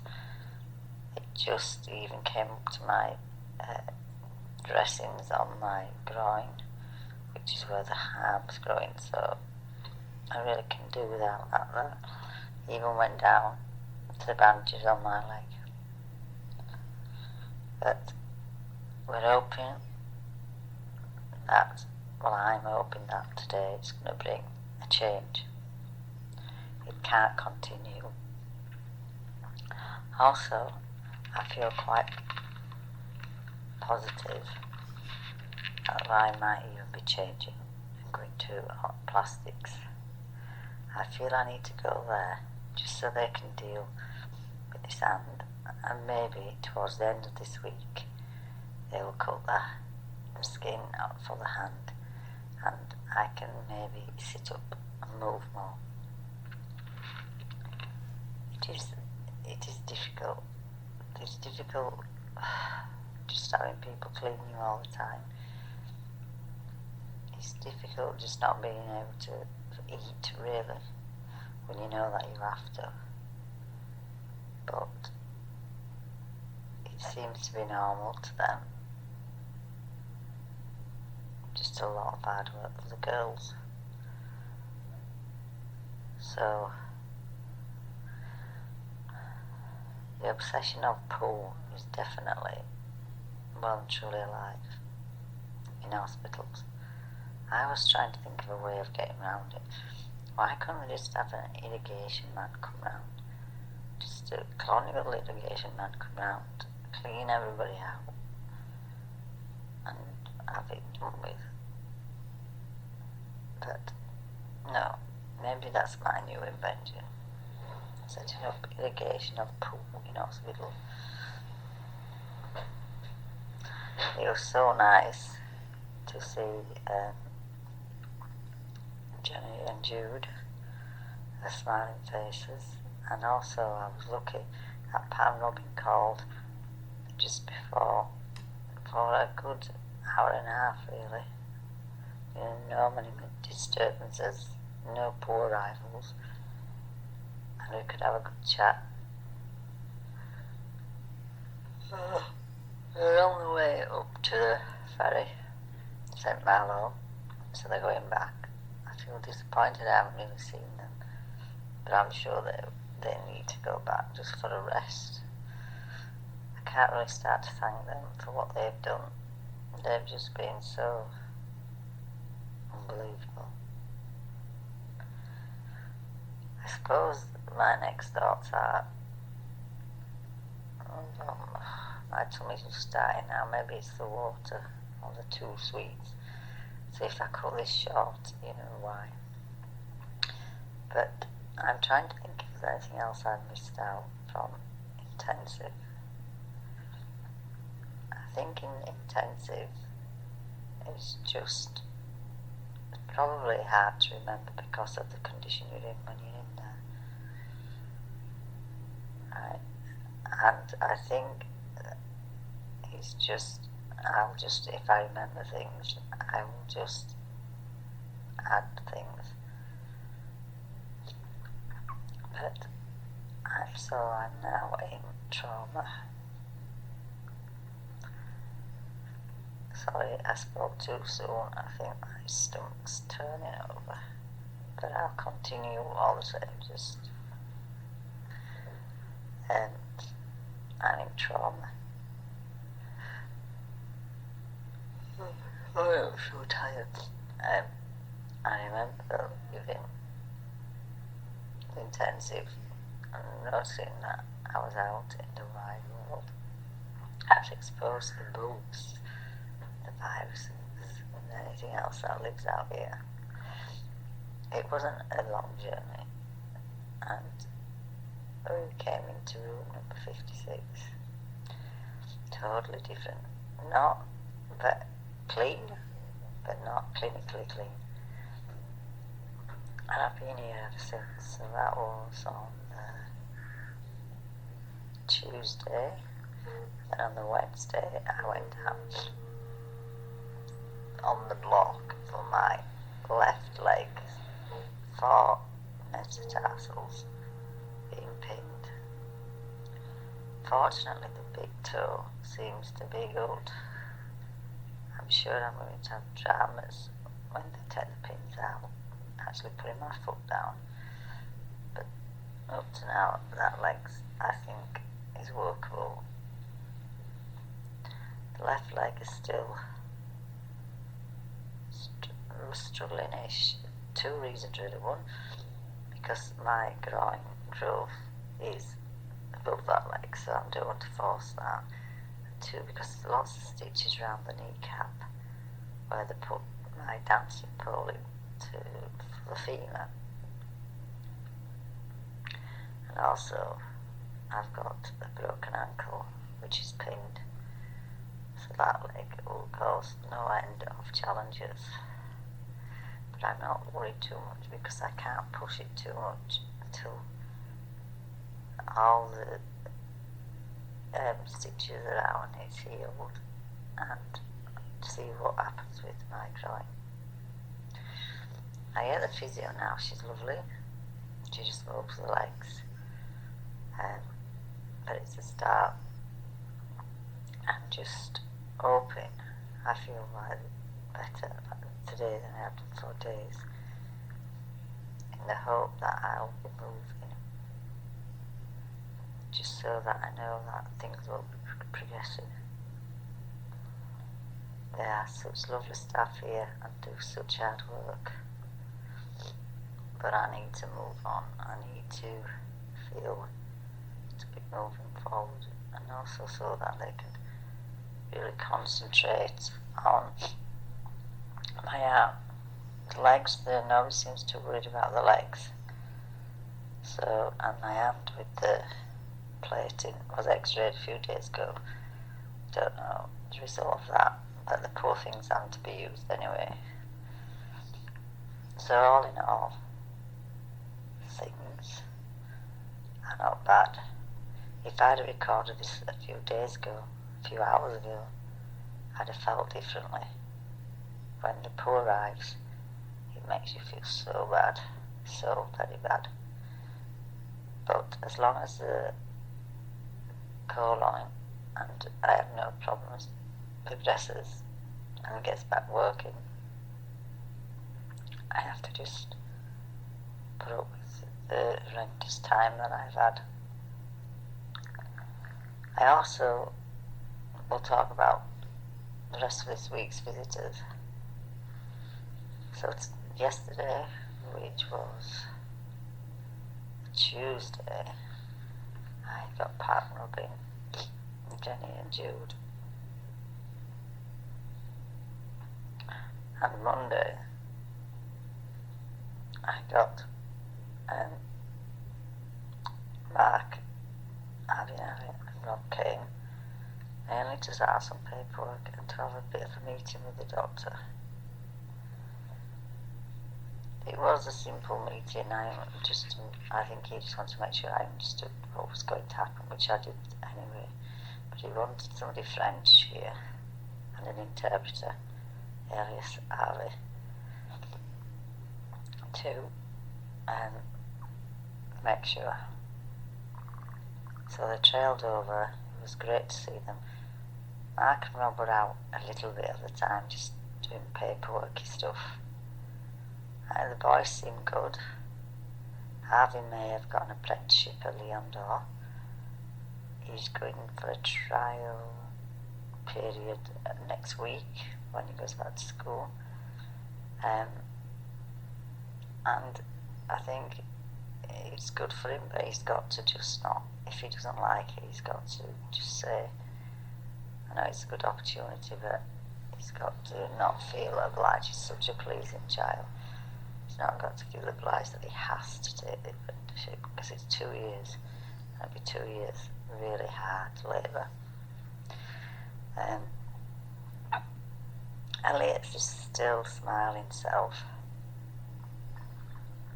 Obviously doing well. Glad that Mum's not as black and blue as she was, I think. But I did get to know yesterday about his chick, his combat that we managed to watch. I did tell them on Monday that the chicks were far too young to be outside. They needed to be in a box and covered up on a night.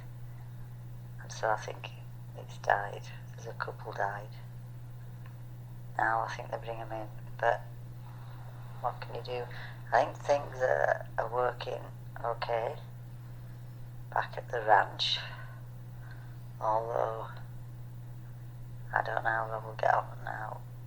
Pat and Robin are going, but he just needs to get a little bit more organised, because he's thinking of going back to work if they offer him a contract while I'm still in hospital. But that means he really needs to be organised with the animals. There's nothing I can do. I have to accept whatever's happening. And though I'm very upset about the chicks dying, because I never would let them die. I'm not saying they've let them die, but I'm saying they just don't get how delicate they are this time of year. So it's all good, I think. I'm trying not to stress myself out with it.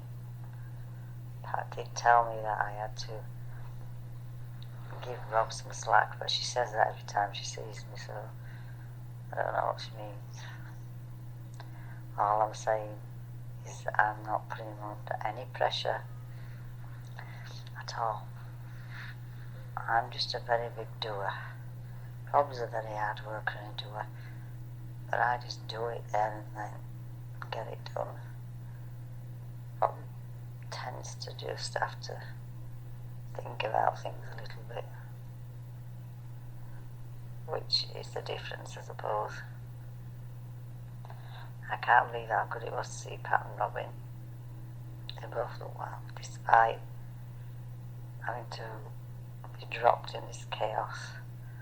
They'd gone last night down to Pierre's for a gala and pancakes, and I can't believe it. but Robin managed to eat 2. He's unheard of, 2 galas. But Robin's such a fit guy, he does his climbing, and there's no fat in him, he's just really fit guy. But that won't go down in history, so I think they had a nice evening. So that's all real good. And I've just really told Harvey to ask for help because Rob won't, and I've told Jenny he won't ask, so you gotta just be there. So who knows? Let's see. The main thing is that I have another week here. The next few days, hopefully in plastic, and get their hand sorted out, and then move forward and maybe go to New York and rehabilitation. Is there anything else I want to add? I'm feeling quite uplifted even though it's 4 in the morning. I think it's just because the tummy is not bad, but I do so need to eat some food. I really do need to eat some food. But let's hope. I'm praying and asking every angel in the universe to help me get through this. Right, that will be it for now, and I will speak of my experience in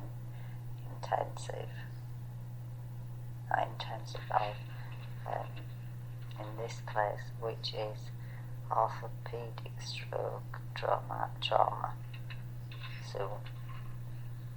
Thank you. Bye. 16 minutes. These were my first ever recordings in April 2016. I had no one to talk to, so it felt like I had someone who was listening and understanding how I felt. I didn't know then how long and challenging this journey would be, and how cruel my environment would become. Nearly 5 years later, these recordings would offer me an insight to the enormity of the struggles that I just had to endure and get through, somehow. End of chapter. Chapter 12. A funeral, more Formula 1 and Superbikes. The mysteries of life speak to those who are willing to listen. Long Walker. Did I see the events that unfolded on the 31st of August 1997? I was actually in Portugal on holiday with my dear friend Bobby Stocks. Bobby was a long-time friend of my dad's, a mad rugby fan, and a mad wonderful personality. We got on so well. Bobby was quite unique, not your average bloke. He drove lorries for a living for Edwards International based on Huddersfield Road, Ravensthorpe. Bobby was part of the gang of fellas, including my dad, who would arrange guys-only trips in the 1970s to New York, Florida, Las Vegas and other places. In fact, it's because of one of these trips that Dad persuaded my mum that he needed to buy a Dodge People Carrier, a big American car. This would allow him to take more passengers at the same time in his taxi business. We ended up with Dad getting such a vehicle shipped back to the UK, and it lived on our drive. He kept it for quite a number of years and replaced it with the first black London cab in Dewsbury. Tank was a kind of adventurous, risk-taking soul, but my mum much less so. She just saw the need to keep a roof over the family's head. The result being that many of Dad's pipe dreams never materialised, but we always had a roof over our heads, thanks to Mum. Dad would often go with Bobby on his long-distance trips to Europe, which allowed him to express some of the adventurous side that bubbled up deep inside of him. Bobby often went on holiday on his own, and I did go a couple of times with him, once to Rhodes, Greece, and then the Algarve, Portugal. Bobby was loved by everyone, an easygoing sort of guy who was happy in his life. But boy, could he talk. I have been accused of having the same problem. Only this year, 2020, two amazing and caring friends, Warren and Davina, gave me a Christmas present. A 3-metre roll of duct tape, renamed mouth tape. Thanks, guys. I appreciate your wonderful gift. But you are mistaken to think that will stop me. On the 31st of August 1997, our week's holiday was coming to an end. I was fast asleep when suddenly I heard this loud bang that woke me up. I thought, oh no, someone has had a really bad crash on these narrow streets. We were staying right in the centre. That next morning at breakfast, I asked Bobby if he had heard that car crash last night. No, he said. My reaction, you must have, it was so loud. No, I didn't hear a thing. We went to look up the narrow streets. I was convinced it must have been really close because it had been so loud. Nothing, not a sign of any crash, which confused me. The weather was good and we went for a walk, knowing tomorrow we would be flying back to England. As we walked, total strangers were stopping us to tell us that Princess Diana was killed in a car accident. I am sure all who read this and are old enough to remember this day will do. It did indeed stop the world. Bobby and I went to sit on the rocks on the beach. We were in shock. I said to Bobby, she was killed, you know. Months ago I saw something was about to happen that would stop the world. But I thought it was going to be an assassination of the American president. What I see now, Bobby, are crowds of people and flowers. But the most significant flowers are small white roses placed somewhere different. We were both sad and just wanted to go home. I wasn't a strong royalist, but I didn't mind them. I believed the history books, and like so many people, accepted them and didn't question the reason why they existed. Diana's death, which from day one I thought suspicious, hit me hard. It wasn't tears, but a deep feeling of loss inside. I was guided to go to London, the need to go so powerful. I rearranged my appointments and set off around the 3rd of September. I was very sad on the drive down, and a song I associate with the journey is R.E.M's Everyone Hurts, which came on the car radio. This is now my song from Diana. It's helped me many times, especially when my world becomes dark, challenging, scary, painful, lonely, and empty. I believe Diana was about to pull the plug on some serious shit that was going on. Hence, she had to go. I have to smile at some of the words in this song. Don't throw your hand. Oh no, don't throw your hand. I did, but it wasn't a boomerang. It didn't come back straight away. This song is so powerful. I love it. I believe you are never alone. You have always got you. Never forget that. I spent 3 nights sleeping on the Mall. When I arrived, I could choose my spot. There weren't many people there. Boy, did that change.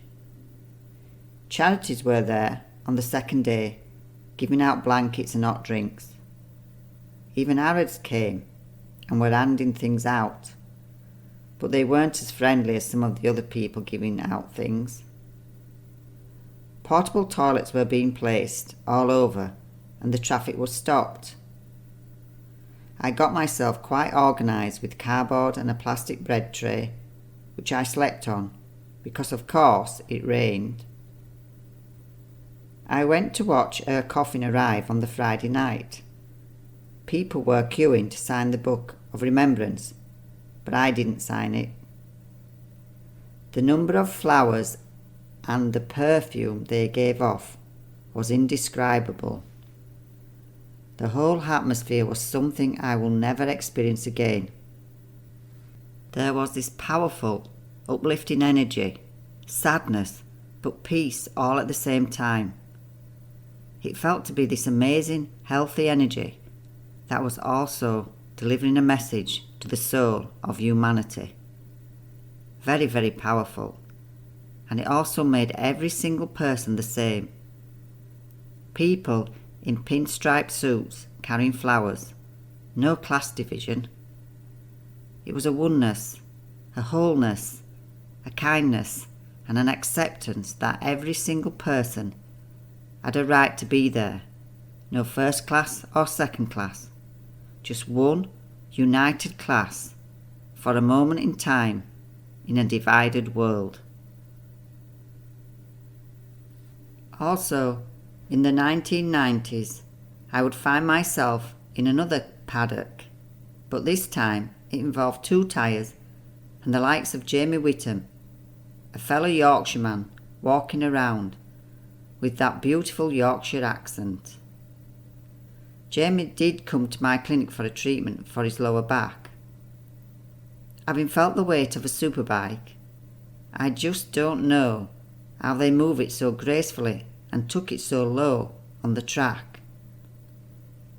Anyone who follows the Superbikes will know that Jamie missed the 1995 season because he had cancer, but was back racing in 1997.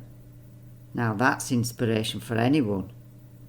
This scary word cancer wasn't going to stop or define him.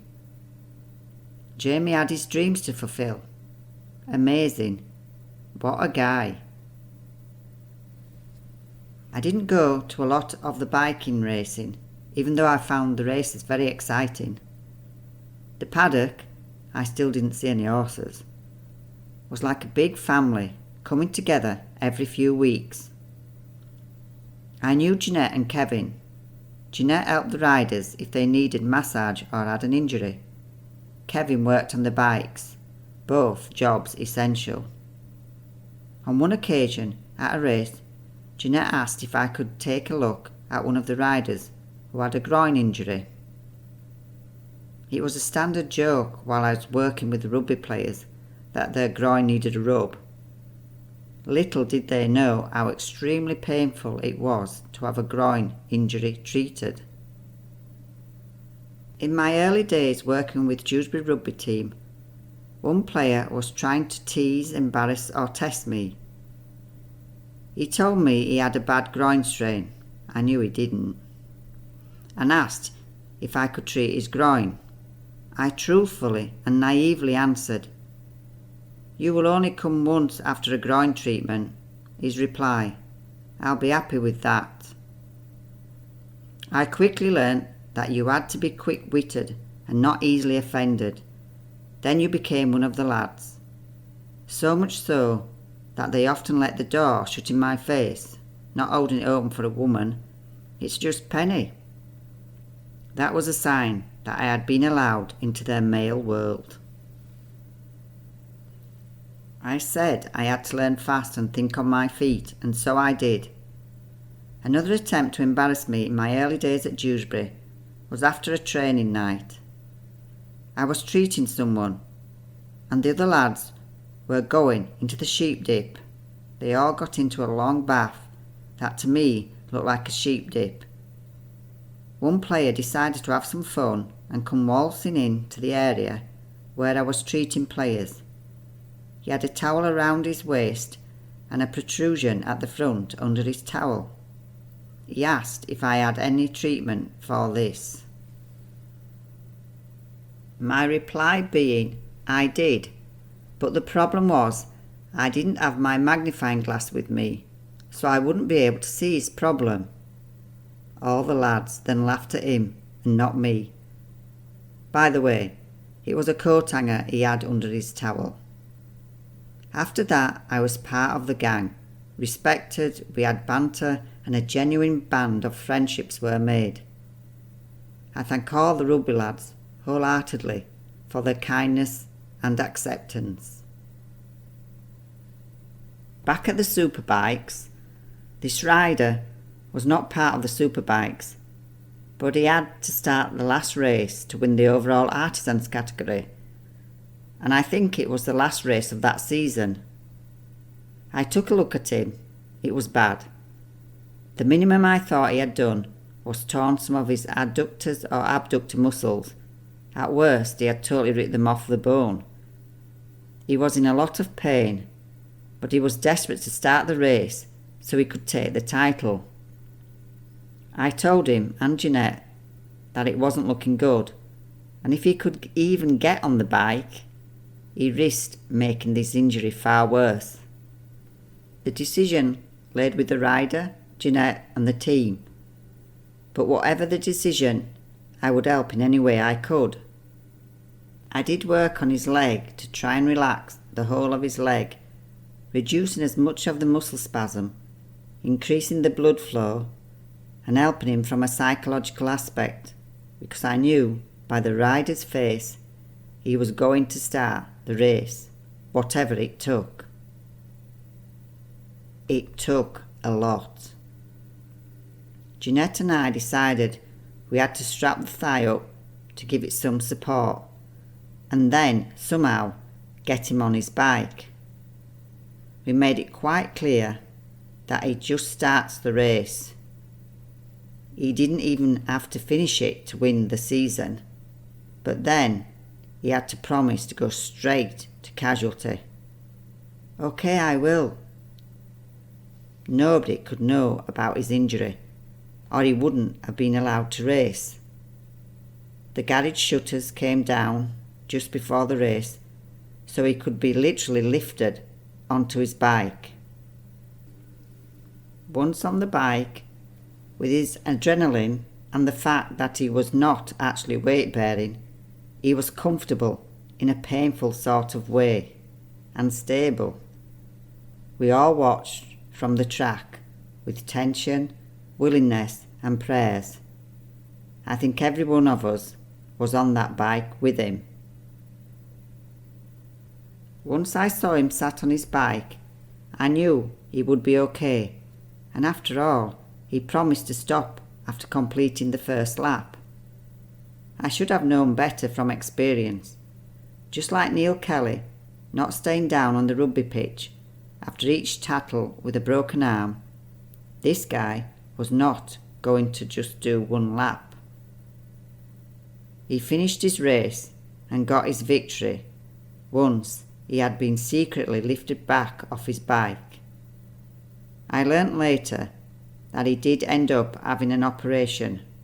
I think it was for a Gilmore's groin, but not 100% sure. Gilmore's groin was discovered in the 1980s by the surgeon Jerry Gilmore.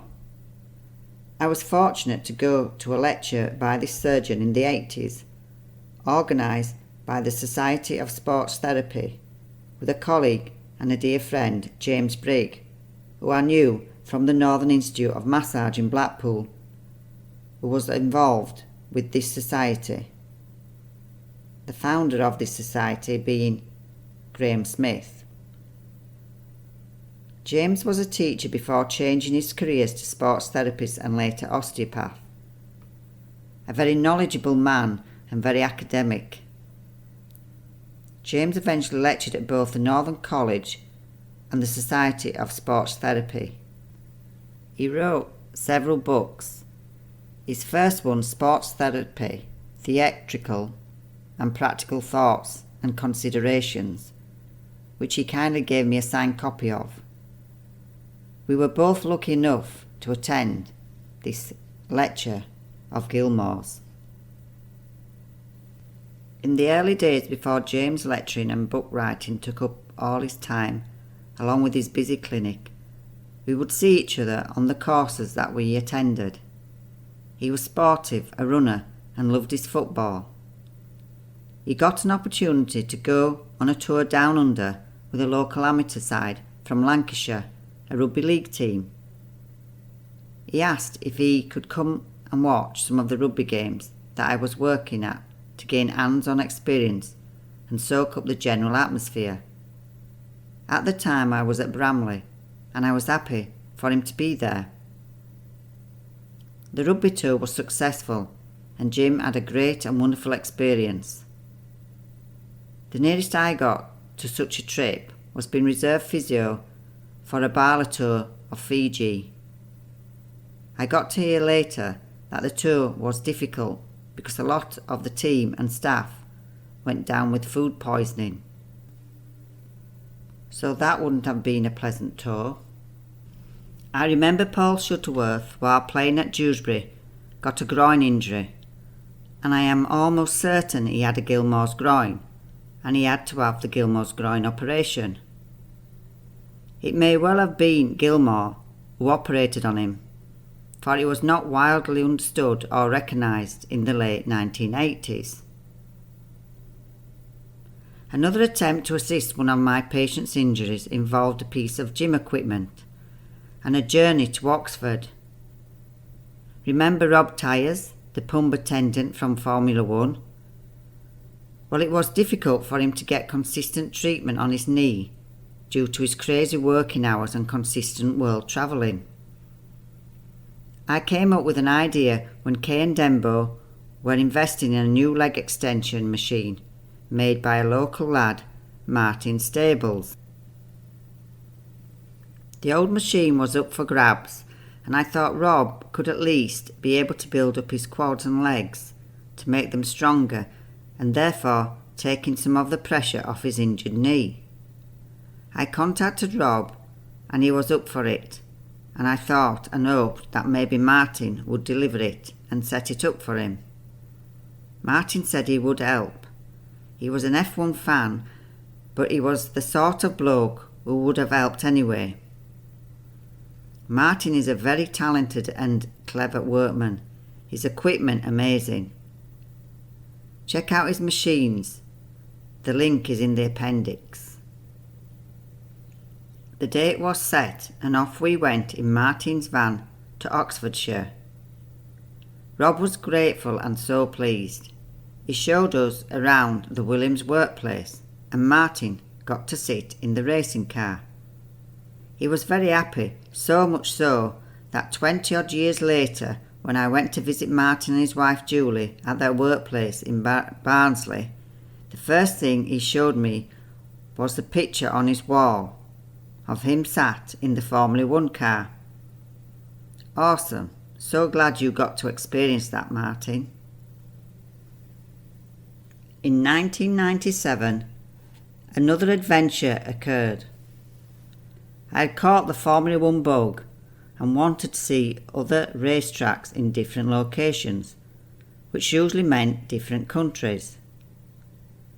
The last race of the season was planned to be in Portugal, not far away, so I booked a place to stay in Lisbon early on, knowing the availability may soon be booked. It was announced later that the track in Portugal was not up to safety regs, and so the race was moved to Spain, Jerez. I understand the need for safety. Only a few years before, there had been tragedies. It was the year before my first very naive visit to Formula 1. Remember, I was expecting to see horses in the paddock area? That was at Silverstone, 1995.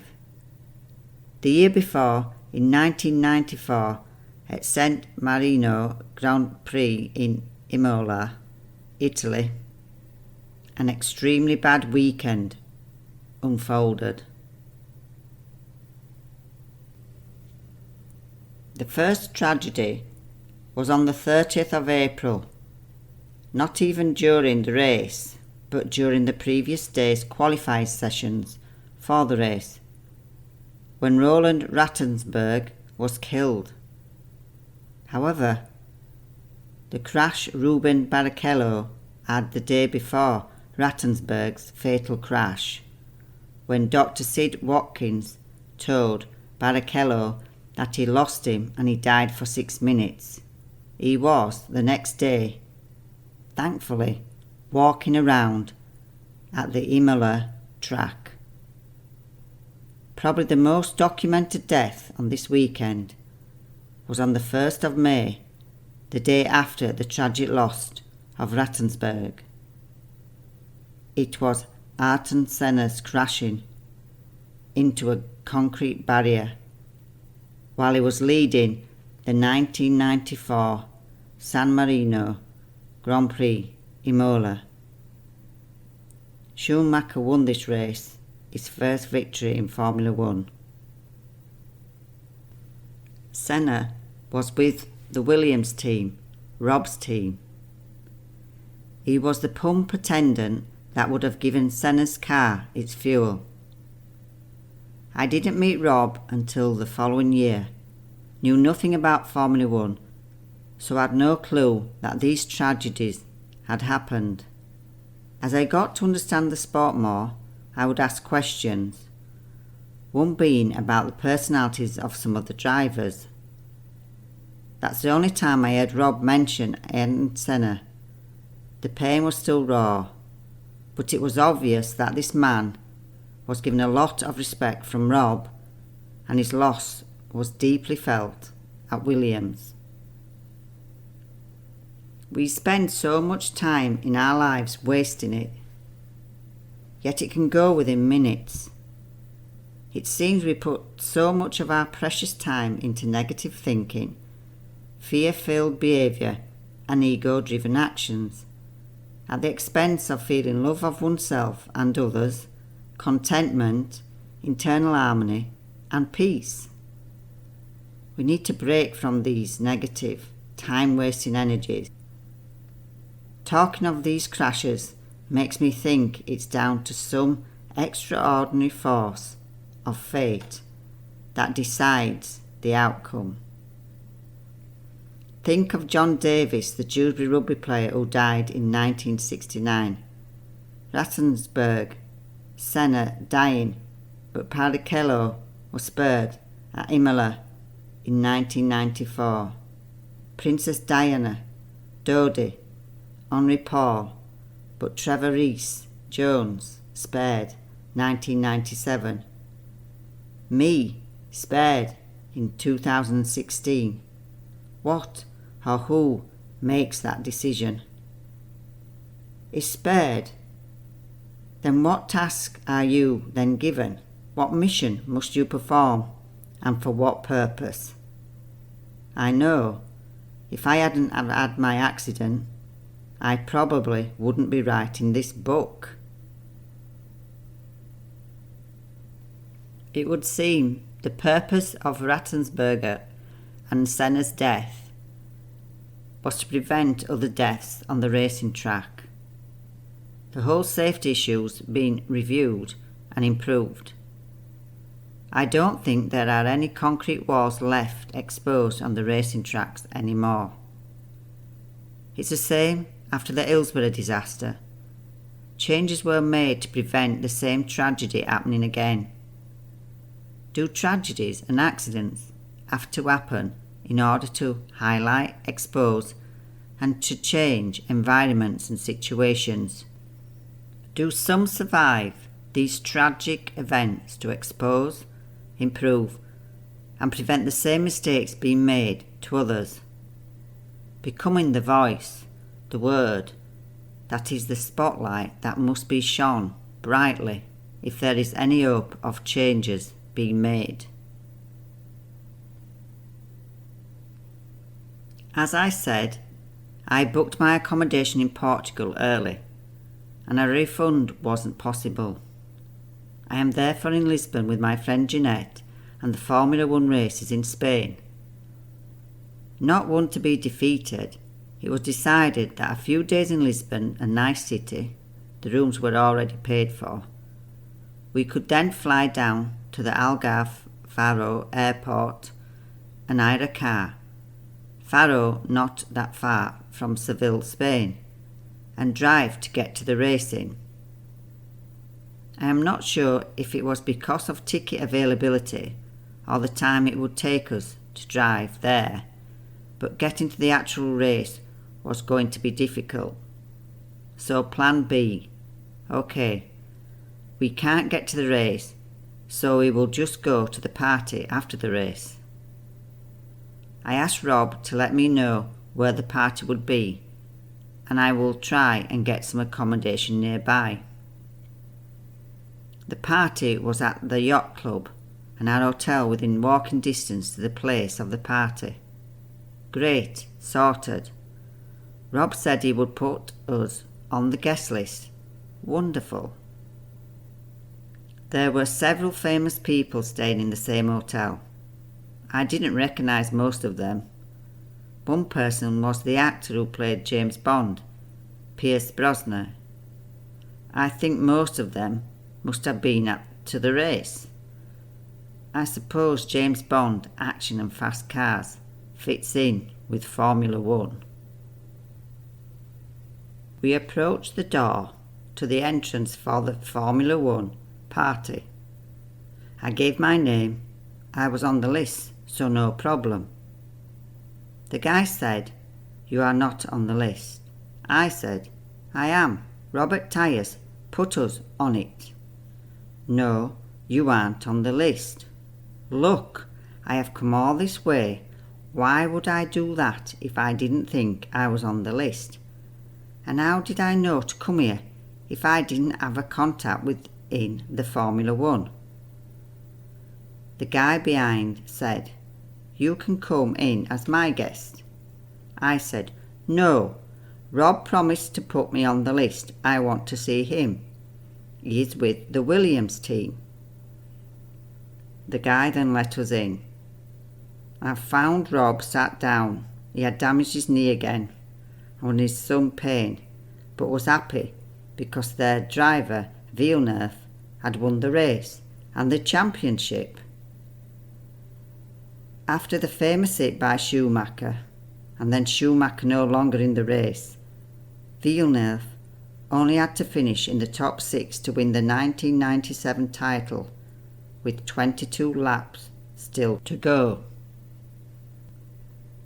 Though the Williams car had taken a whack in the left, it turned out the battery housing had been smashed and the only thing keeping it in place was the wiring loop that was keeping the car running. Villeneuve said the car felt very strange after that hit, which was harder than it appeared on camera. Schumacher was possibly hoping that Villeneuve's car was damaged enough so it would not finish the race. If it didn't finish the race, Schumacher would win the title by 1 point. The same scenario that happened in the 1994 season in Adelaide, Australia.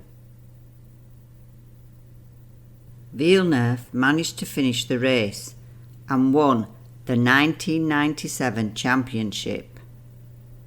At first there was no investigation, but later Williams was accused of match fixing and went to court.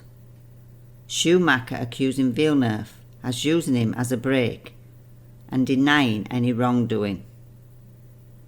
Instead of Schumacher being dragged before the courts, Williams and McLaren were done instead, charged with match fixing.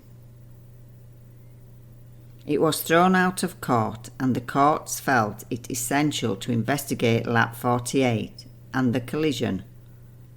16 days after the race, Schumacher was found guilty of trying to intentionally take out another driver of a race and secure a world championship. It would appear in our world, if you have some sort of power or advantage over another and are prepared to barefaced lie, then you can potentially get away with anything. Until one day, the powerless accused person fights back and never gives up until the truth is acknowledged, and then the accused person is set free by the lies being exposed. At the party at Jerez, despite his painful knee, Rob and his team were in good spirits and were grateful for the result. It was on this occasion I got to hear Damon Hill playing his guitar again. He was playing in front of a group of people as Jeanette and I walked back to our hotel room. In between all this travelling, I was very busy working and doing my master's degree. I began the course in 1995. At this time, I was halfway through the course and eligible to do the master's degree because I already had a degree, Liverpool, and I also worked in the field, my clinic. Out of 30 odd students, only 12 qualified to do the master's, which was from Bangor University, Wales, the first degree in acupuncture to be recognised in the UK. An important academic milestone for traditional Chinese acupuncture.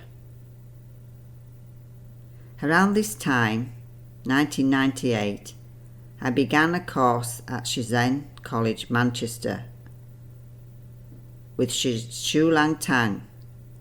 Shu Lang, who trained in China, was an amazing acupuncturist and herbalist. Her depth of knowledge and wisdom was mind-blowing. She was famous for her work with gynecological problems, and since I decided to do my research paper for my master's on the menopause and HRT, I was grateful to be one of her students. I studied with her from 1998 until 2001. It's funny, but I was advised by Hugh, the principal of Northern College of Acupuncture, that maybe I would struggle with the workload of a master's degree. He really meant that I was a bit thick. I had never found academia particularly easy, but could sense the needs of my patients. I observed a lot, felt a lot, and asked questions. The key to getting the right answers is to ask the right questions. For example, if someone was going through a separation, just lost a loved one, or changing their job, it was all relevant to that person's health, and therefore the necessary treatment one decided should be given. The solution for Hugh's concerns about me was to give me an extra piece of work to show my capabilities. Cheers, Hugh. I was already running a busy clinic and a home, still involved with rugby to a certain degree and training, although it was not as serious as when I was competing. I decided if I had to do this extra work, then I had to make it profitable for me. I decided he can have his extra piece of work, but it would be my introduction to my research paper, therefore starting my master's.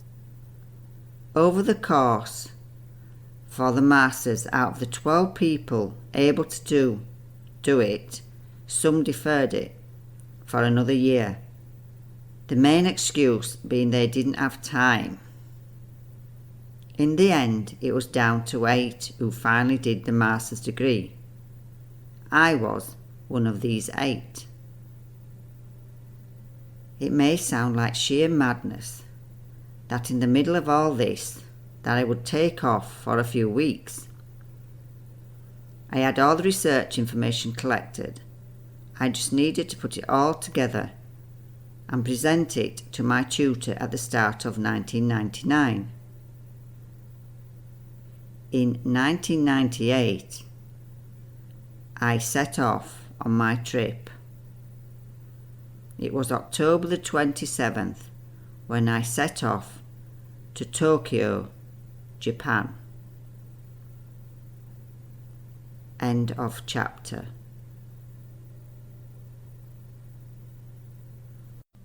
Chapter 13. Recordings at Nantes Hospital, Food at Last, and My Reality. You don't need someone to complete you. You only need someone to accept you completely. Buddha.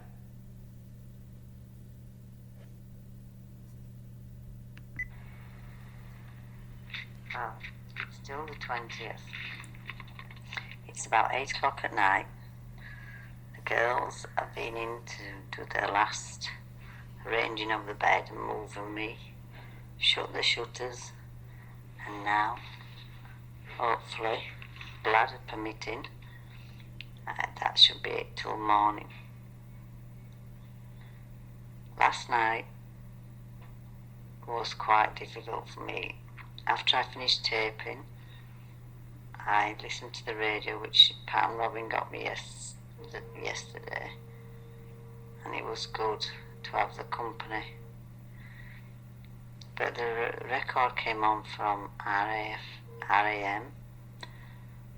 I'm not sure this title, Everyone Cries. I can't sing, but it goes, everyone hurts sometimes, everyone cries. Anyway, you don't want any more of that. But I remember listening, it's come on the radio randomly a few times. The first time I really listened to the words was when I was on my way down the M1 to Princess Diana's funeral. And when you listen to the words, it's so unbelievable, really. And it came on last night, which made me quite sad. But then, in a way, it was bizarre, because there I was, all those years ago, driving in my car after the shock of Diana, and here I am laid in a bed after a car accident as well, but I've got through it, hopefully, and she didn't manage it. She had too much trauma, internal, I'm not sure. So it made me really think. I must tell you about my experience at that funeral. It's quite entertaining, really.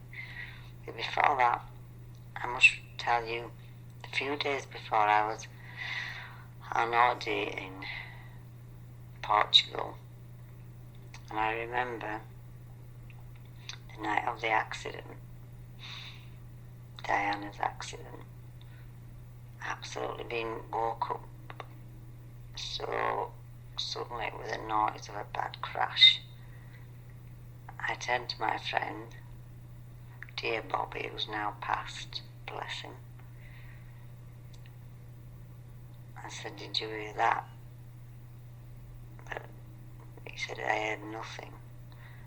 I was so shocked because it was so loud, so real. I said, whoever has been in that accident is not good. So we did look round the next day to see if there'd been an accident, but there was no accident.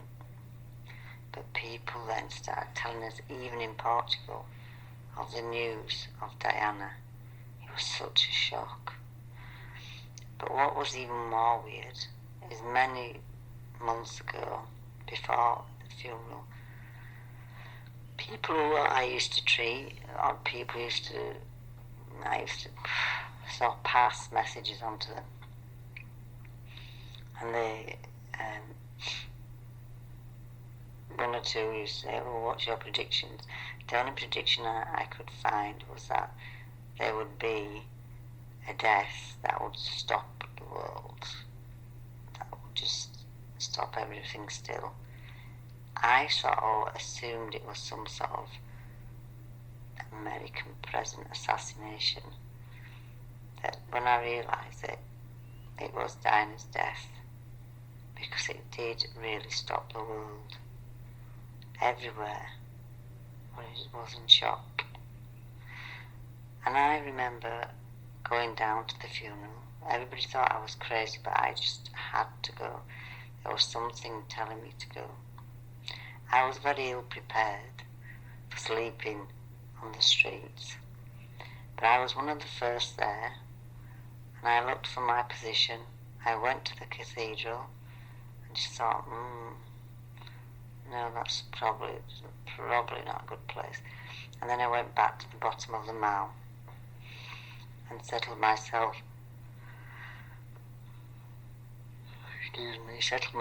there, thinking as they turned, they had to turn round, so they must have to slow down to go under the archway. So I was there for 3 days. I managed to get an old plastic bread container and some cardboard, courtesy of Harrods. Although Harrods weren't as courteous when I asked for some more cardboard, they said they couldn't possibly give me any more, or they couldn't possibly give me any, for whatever reason. But at least I was off the ground and I could keep off the damp. I got a good position. People just kept coming. I remember I must have gone down Thursday, because I remember the night that they moved the coffin they just moved it from somewhere to the house where it would be taken to the funeral, the procession. And we all went down to watch. And I remember saying, because people were talking to people, and I remember saying somebody said, how were you doing more? How did you sleep last night?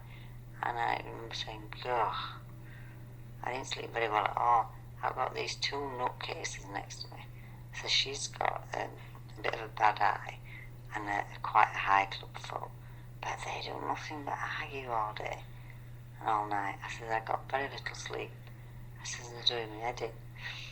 And this guy said, yeah, I know they are. It's my mum and dad. Talk about putting your foot in it. But he knew that they were a bit mental. So, and then I also got next to a lady who told me all her life story about how her husband died of gonorrhea, and she was from York way, I think, I can't remember. So you got to know all sorts of people. There was newspaper people from Austria and everywhere. People just being interviewed, and slowly things got set up. Slowly toilets dry. Slowly, I remember borrowing a blanket from Red Cross or something, and then this newspaper man borrowed it, and I said, you've got to bring it back. I promised him I'd take it back, but he never did bring it back. But anyway, but that was an absolutely out of this world experience. Just the amount of people, just the sombre, just the amount of flowers, just the smell of flowers. It must have been a world record of people buying flowers that week. It was just, and then I remember people sort of started arriving and trying to pinch your spot. So you had to be fairly tough. I remember being stood on my plastic bread bin, and the people who had only just arrived and not slept outside in the cold and the wet was complaining to me, saying, and I just turned around and said, if I was 6'2", would you ask me to chop my legs off? Oh, right, well, pretend I'm 6'2", because I'm not moving. I've been here 3 nights in the cold, and I'm not seeing anything. So there I was, right at the front, and then the boys came. What was weird also, as we left Portugal, I said to Bobby, there's gonna be some roses that are gonna be really significant. And there they were, a beautiful ring of white roses sent from the two boys to their mother.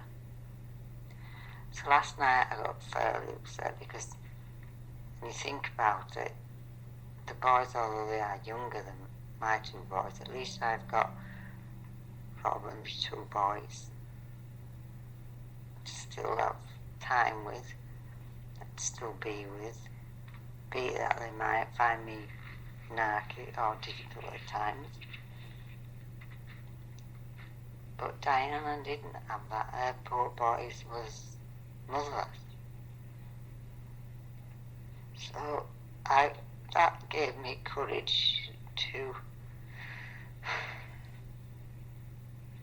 be blessed that I wasn't dead.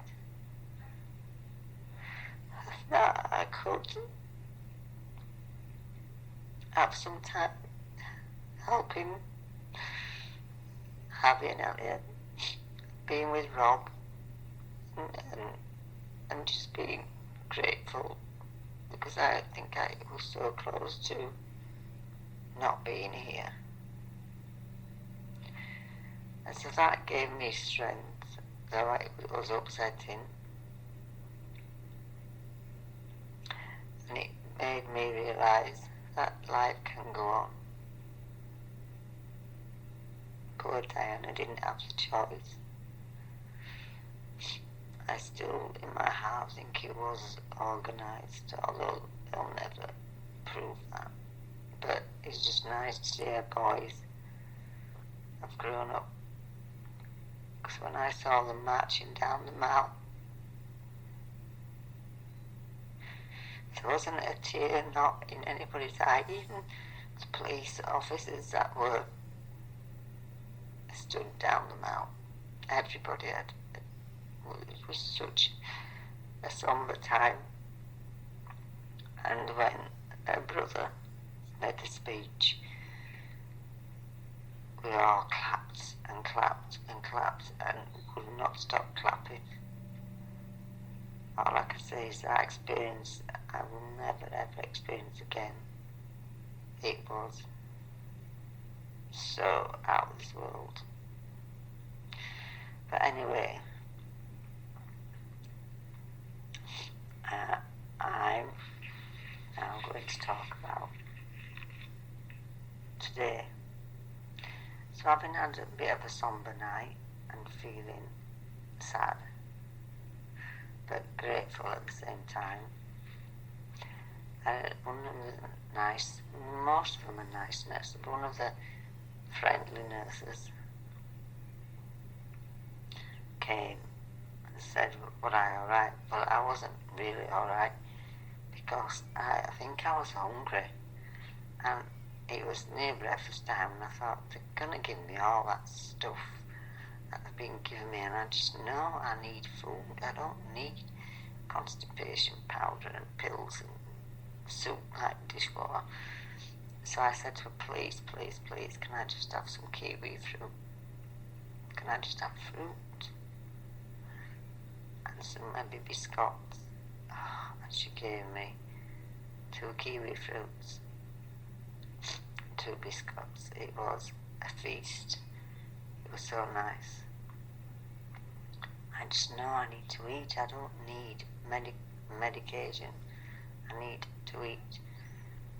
Which cheered me up a bit, really, because I think I was just getting further and further down with lack of food, proper food.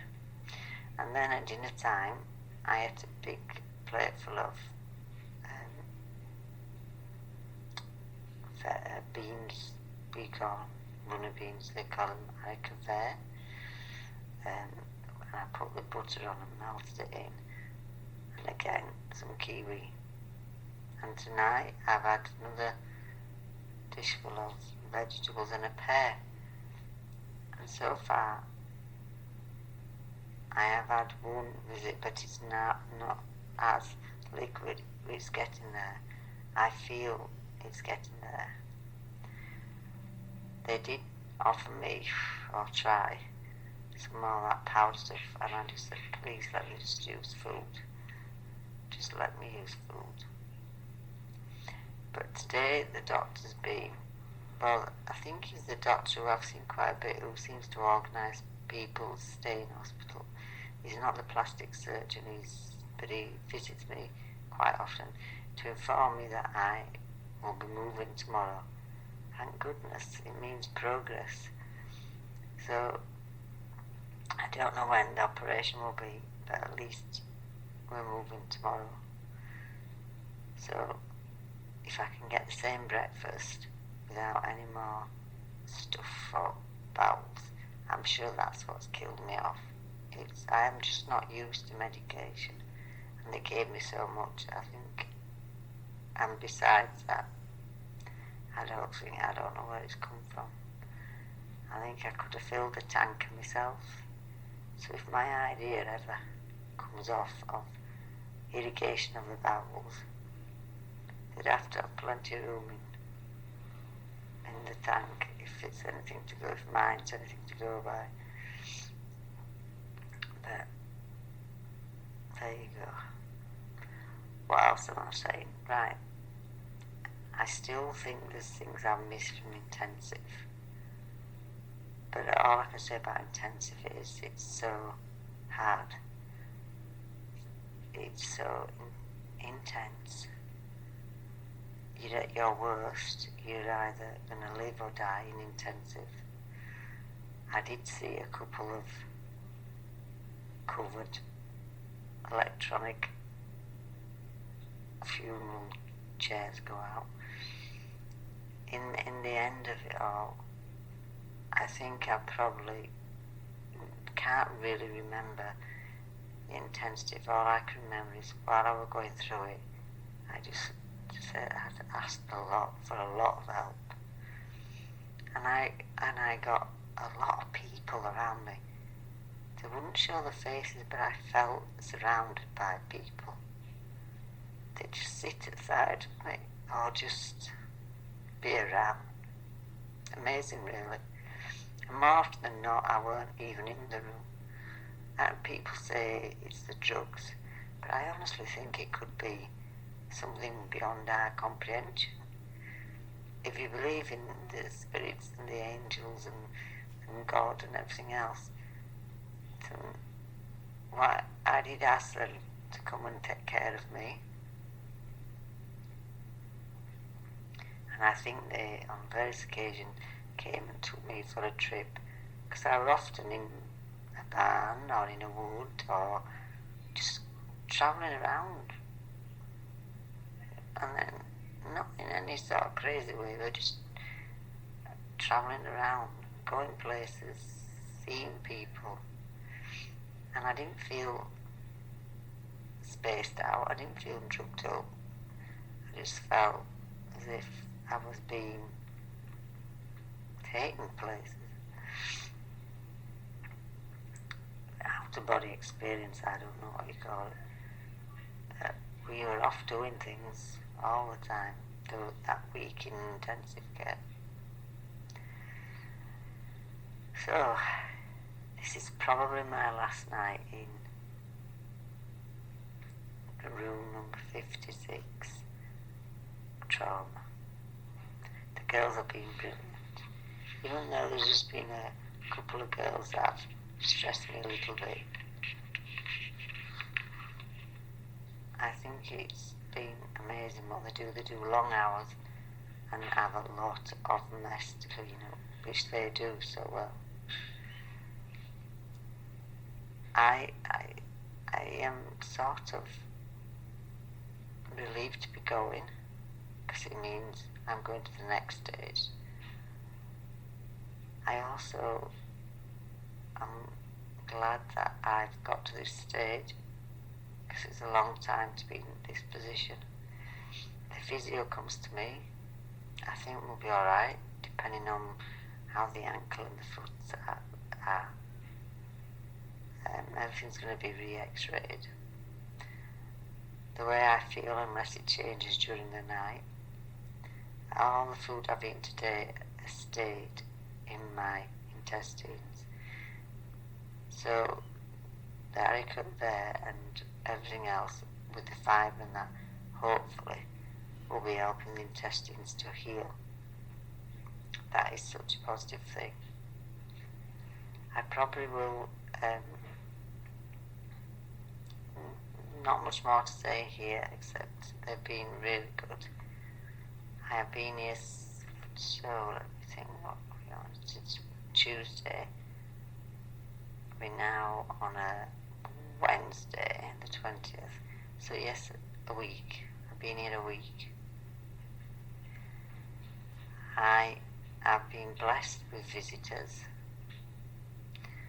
I'll go through them. First with Rob, and I'm sure he brought him Pat, Robin and Claire. Although I threw up the moment Pat and Robin walked in, I think that was the second time they came. And for the distance that they have to travel, it's so good that they've visited.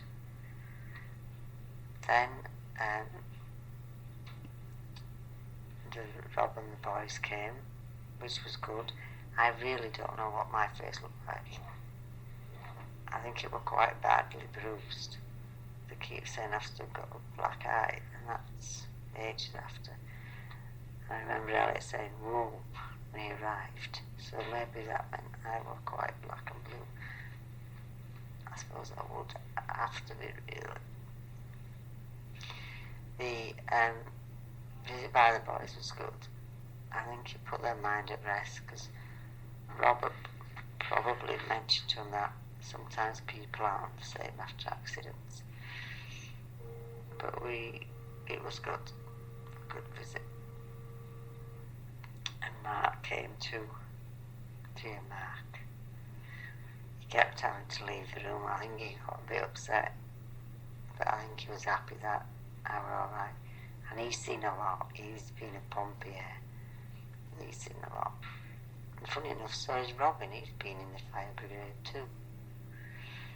So, and then I think the next visitors was Claire and Stephen Lewis again. And Lewis did me the most wonderful picture. He kept leaving. I think it was a bit too much, really intensive care for Lewis. It's a lot for a 5-year-old, or is he 6 now? I can never remember. To take it. No, he's 6. He's just gone 6 in April. Yeah, he missed his birthday. It was quite a big thing for such a young child to take on.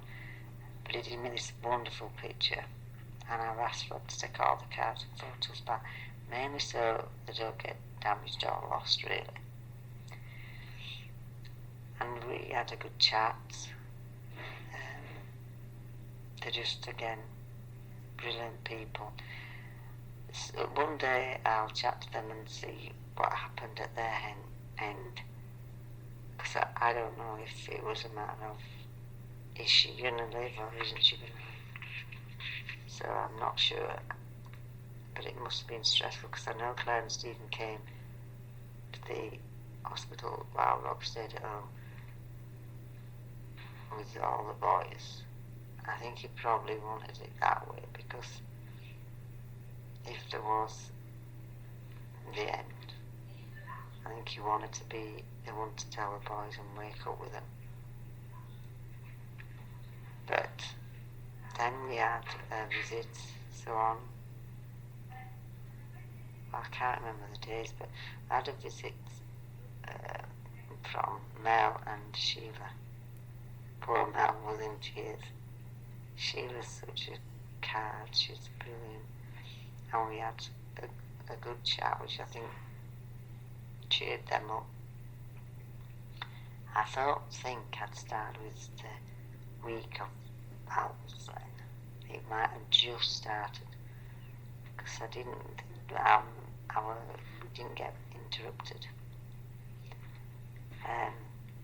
But I did inform them that the nurse had just told me I was growing mushrooms, champignons in the nether regions.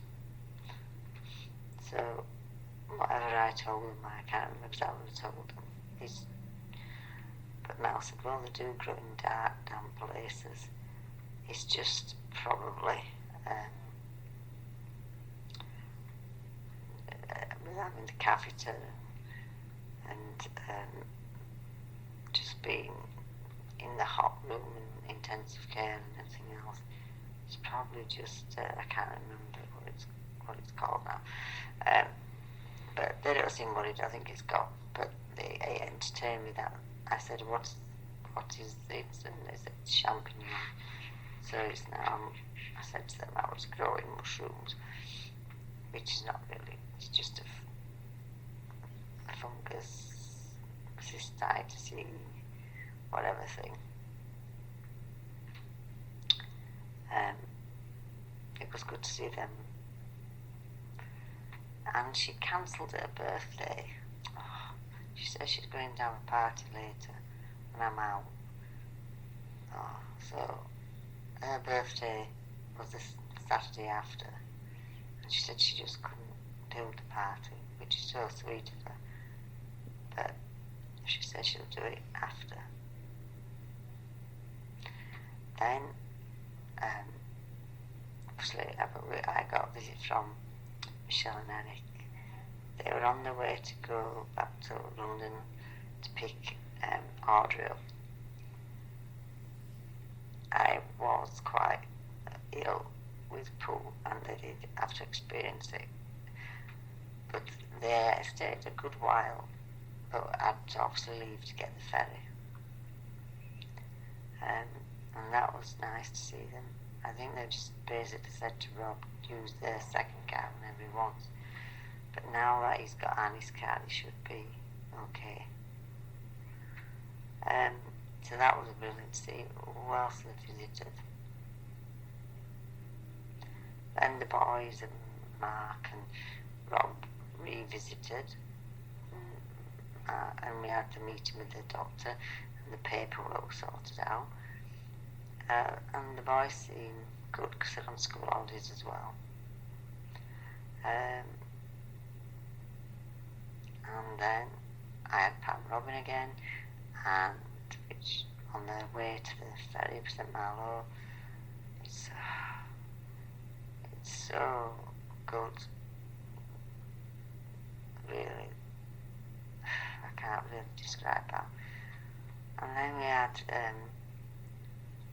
Jenny and Jude again. They dropped their daughter back off at the airport. Such good people. Such good people.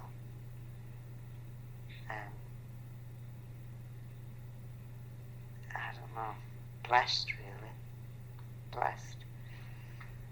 So I've just got to have the courage to ask for help and not be too independent. And Rob needs to ask for help, but he won't. So is there anything else I need to cover here? It's been a week of fine until the bladder arrived. Not the bladder, the caca arrived. That has been a challenge in a bit, because I'm thinking if I'm in so much pain, I'm on strong painkillers. The pain must be bad.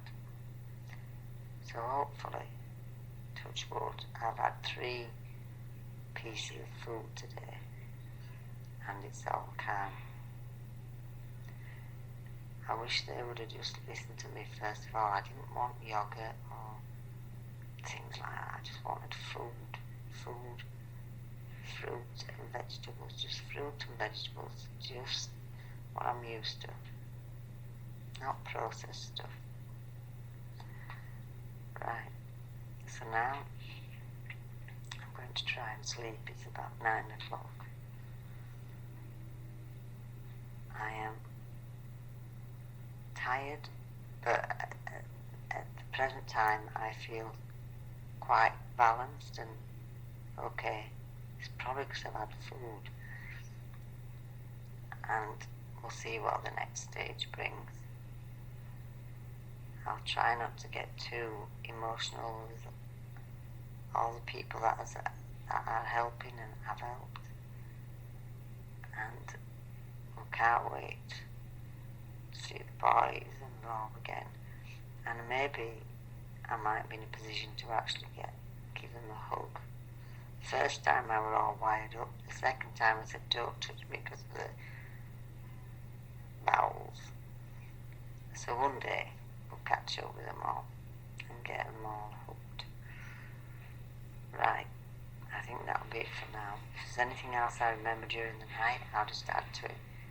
But it's looking like sometime tomorrow I will be on manoeuvres to plastics.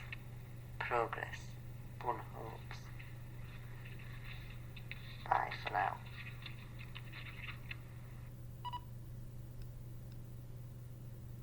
.30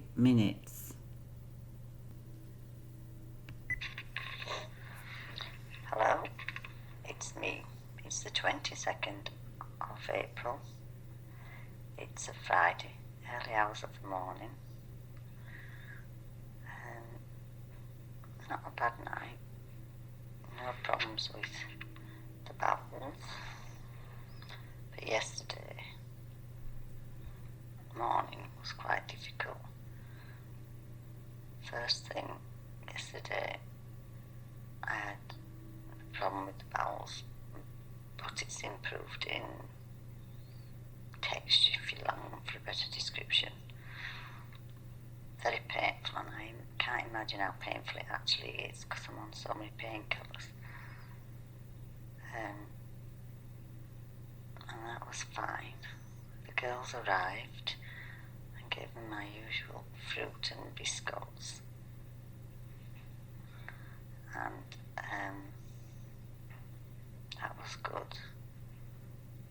And the guy who seems to coordinate things, I don't know if he's a doctor, but I've seen quite a bit, came in to tell me that I was going to get all my legs x-rayed that morning. But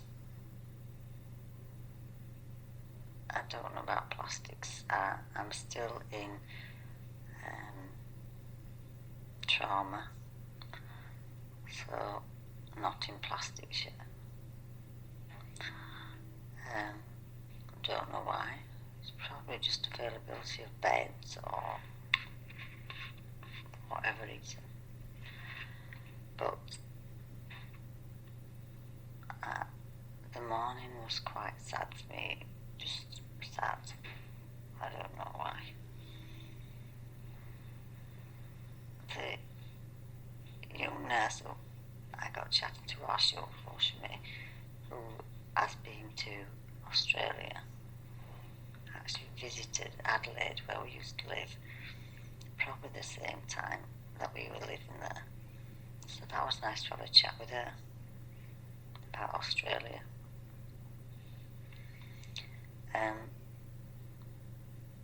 As I was waiting for the guy to come to take me to radio x-ray,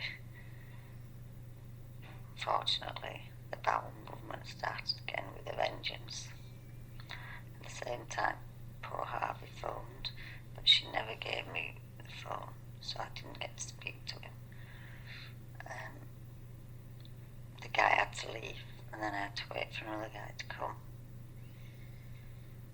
But that was it for yesterday, which I think is fairly good, seeing as for 2 days I've eaten fruit and haricot verts.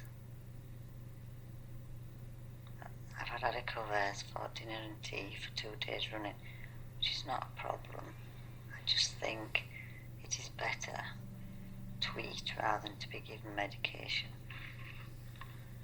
My medication seems extensive. I get 9 tablets now in the morning. At some point I'm going to try and find out what they are for and see if they are all essential. I just think having never taken any medication is a bit rough on my body, and it is fighting it.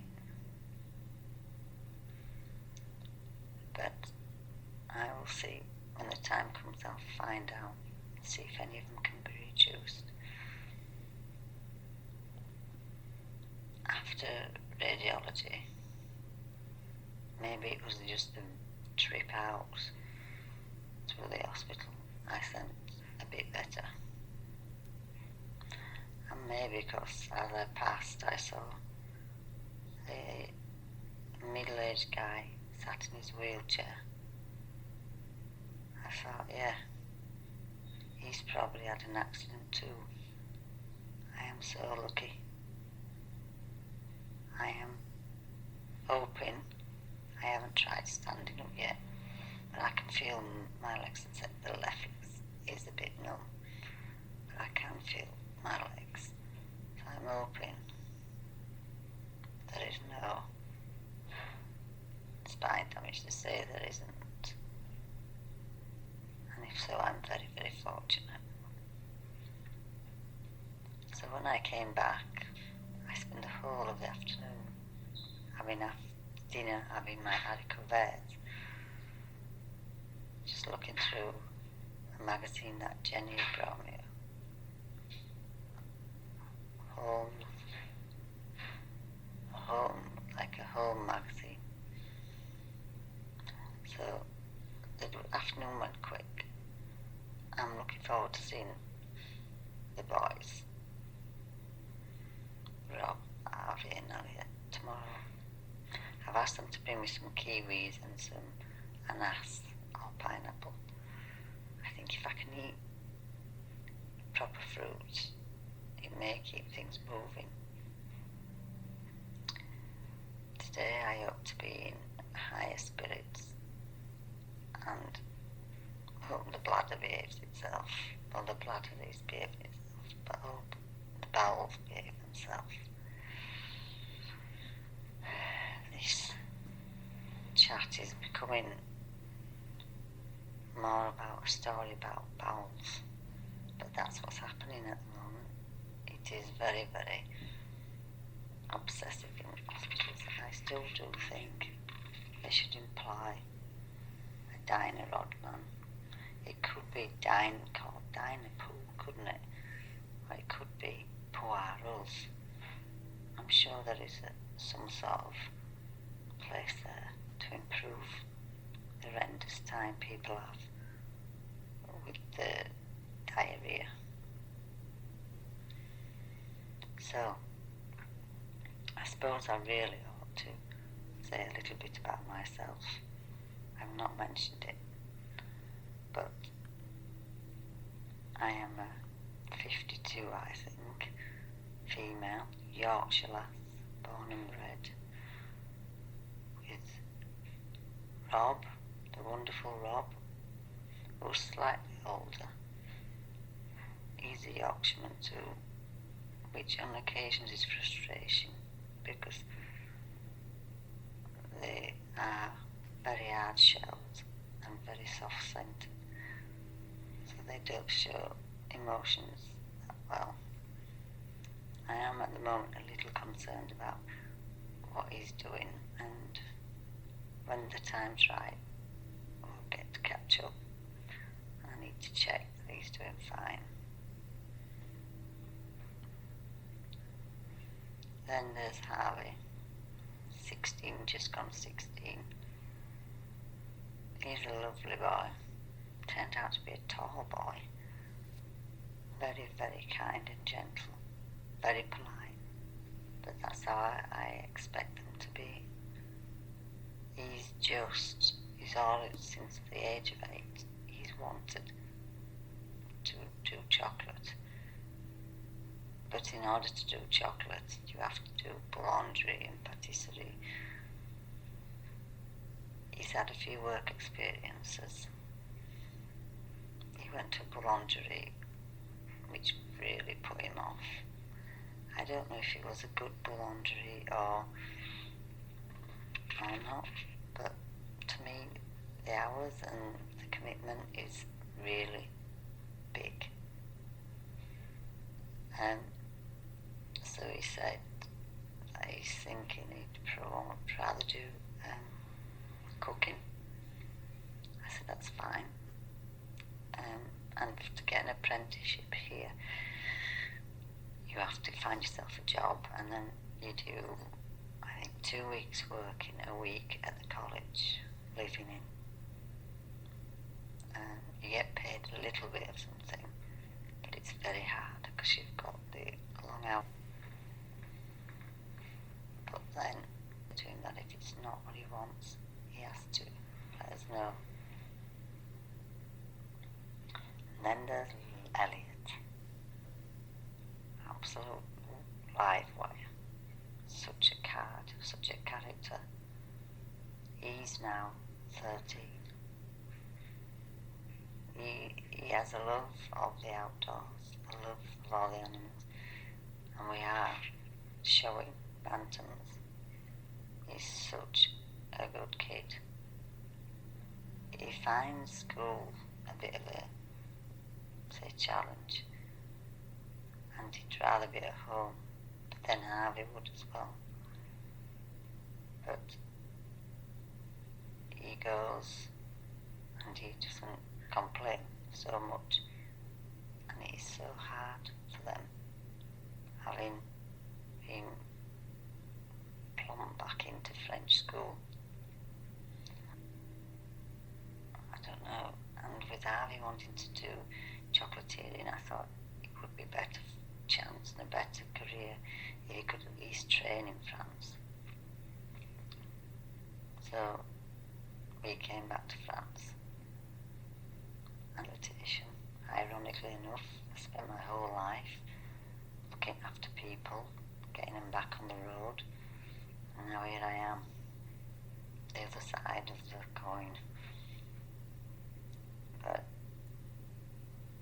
so, and I'm hoping today it's going to be straightforward. I haven't got a clue if I'm moving. Looking forward to seeing my visitors and hoping the wonderful bowels behave themselves. I'll try and think of something more interesting to say next time. Maybe a bit of history about me and what I've done with my life, and what my poor right hand has given me all its life, and what in probably respect or in honour of my right hand I will go through the things it has achieved for me. Right, thank you.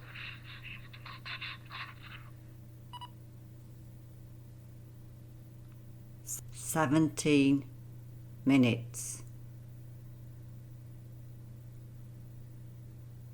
Hello. It's Saturday morning. I think it's probably about 3 o'clock in the morning. Date 23rd, 24th, I'm not sure. But I'm still in trauma. I just had to get the girls in to bring me a basin or a bedpan for the bowels. But at least the pattern seems to be coming back for 3 days now. It's been early morning and I've managed to get enough notice to get a bedpan, which makes life so much easier. But yesterday I did quite well. I ate what they gave us. I even had the black pudding, or the pudding noir, knowing what it's made from. Although having pigs ourselves and producing black pudding, I was a bit sad to think that I was eating black pudding that has probably come from intensive pigs, for I always find it difficult when the big truck of pigs come past and they're all squealing. Our pigs are traditional rare breeds. We have Buster, the Berkshire pig, beautiful boy, gentle giant, really, except when food's around. Then we have the 2 old spot girls. We have Myrtle May and Dolly. Myrtle May just isn't getting pregnant. Dolly's had one lot of litter, just 3, but they were beauties. And so I think with my condition now, Rob's made a decision, and a right decision, that the pigs have got to go. Buster's been put up for sale because he's such a good breed, and it's a shame for him not to carry on breeding. And Myrtle, because she's infertile, will go for butcher, and Dolly is pregnant. Our great friends and wonderful people, we call them the pig people, Lorraine and David, came over and helped Rob decide with the pigs. So that's another job. I'm hoping by the time Dolly, because pregnancy is 3 months, 3 weeks, 3 days, I hope that she is pregnant while I'm back at home. And at least I can hopefully, depending on mobility, be there when she gives birth. She's a lovely pig, and I think she understands me and likes me to be around. So, a lot of work for Rob to do. But I just, with one hand, and the time, I'm not sure of the time scale of getting back on my feet.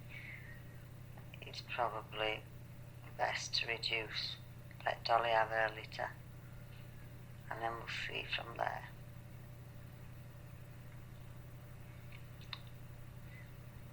Yesterday I was fairly good. Sorry, my hand's just hurting. I was fairly good. And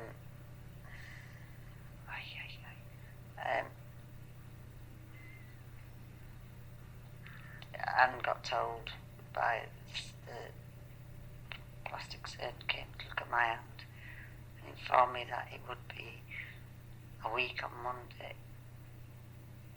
when he does the operation, and I will be in here another week, which is not a problem.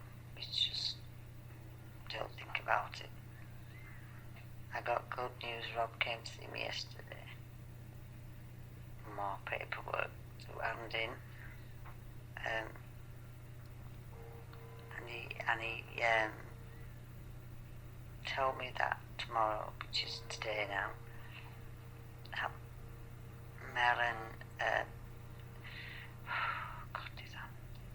Mel and Sheila are coming to visit me, and then also another Rob, the electrician Rob, who's coming this way. He's going to call in and see me, which is good. So that means the weekend I've got something to look forward to. And then it'll be Monday, which will go fairly quick, and then it's operation time. The only problem is that the day I have my operation, which is probably the 2nd of May, my parents come for a visit on the 1st of May. Although Rob has told them I've had a car accident, he hasn't told them the extent to my injuries, and he hasn't told them I've lost my right hand. Mainly because there's no good worrying them, and they're elderly, and it's a difficult thing to say over the phone. So I don't know how they're going to visit. If they come on the Sunday, have the operation on the Monday, there's not much point in coming Monday. Tuesday may be a good day, but Rob's back at work next week. So I'm thinking probably if he asks for half a day off, maybe Wednesday, he can come.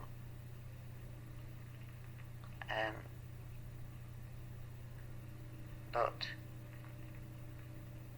it's going to be difficult because I'm still so far away, but I'm sure they'll want to visit. So I'm sure everything will be sorted when it happens.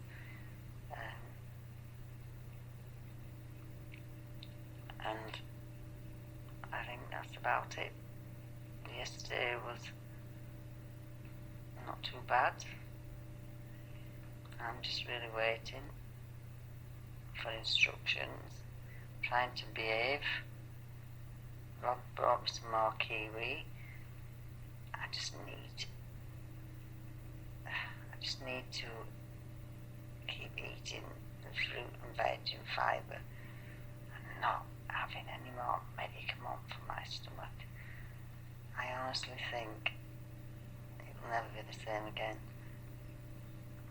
I'm in so much pain when I have to go to the toilet, and that's with all these painkillers. So I just think the drugs or whatever has just maybe stripped the lining of my intestines out, or just made it really raw. And so hopefully with time and good food, it will right itself. It seems a bit crazy that all I seem to talk about is poo, but there is definitely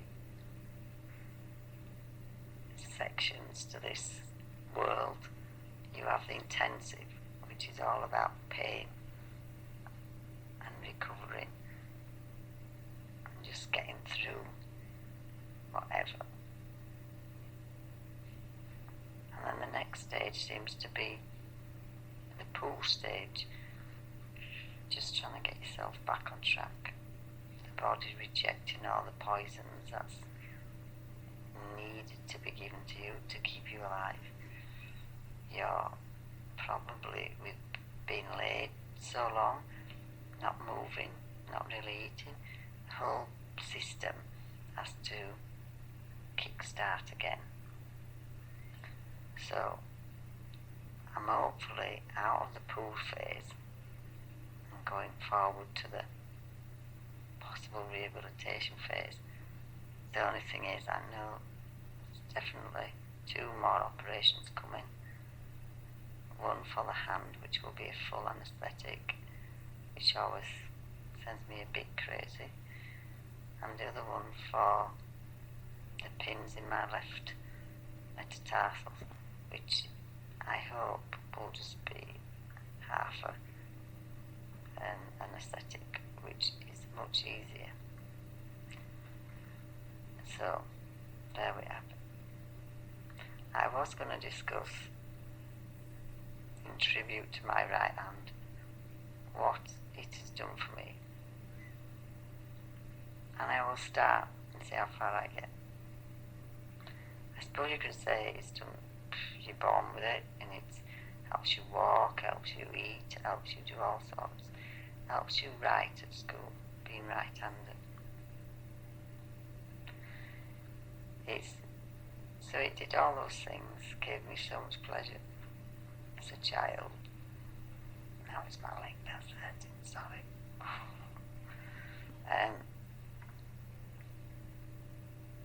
But it's done far more than that. After school, I did all my A-levels, my right hand, in the days, in the 70s, when you wrote everything, when there was no computers, everything had to be written. So the hand got plenty of work. And then I went on to do my A-levels. I did A-levels in history and sociology, and then I did a general studies exam, passed that. That was a lot of writing. At the same time, probably I started my A-levels, I actually started into a gymnasium, and that became a lifelong love of working out. So my hands have done plenty of weightlifting. I even went into competing too, and got as far as the British finals in Harrogate. So that hand has done much work and much lifting, and besides all the writing, I'm actually trying to work out a plan for later where I can somehow strap a dumbbell to this right hand so I can carry on weights. Although I have got weights at home, with all the work with the animals and everything else in the house to do, it was very scatty was my training session. So really, I'm starting from the beginning again, and having seen the condition of my body, everything's gone. The skin's hanging off me, the muscle's gone, but I do try and do some work while I'm in here. I use my water bottle as my dumbbell, and I try and keep at least my left arm, biceps, shoulder, triceps going, and hopefully when this other arm, my right arm, has calmed down and cut, I will be able to at least move and lift it to get that going. But time, patience.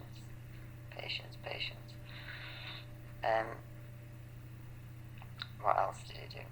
I then went on to do a degree at Liverpool University. It was a physical education and psychology degree. Again, much writing, especially in lectures, and the areas where I think my writing went horrendous.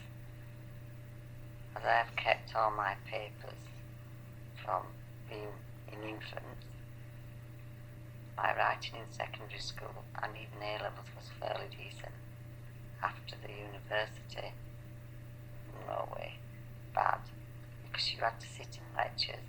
If you didn't take any notes down, you missed the points. That's your opportunity to get your information. So then, after my degree in Liverpool, I actually went on to do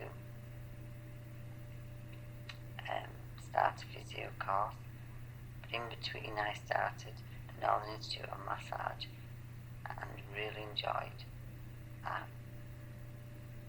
It was, again, lots of writing, lots of studying.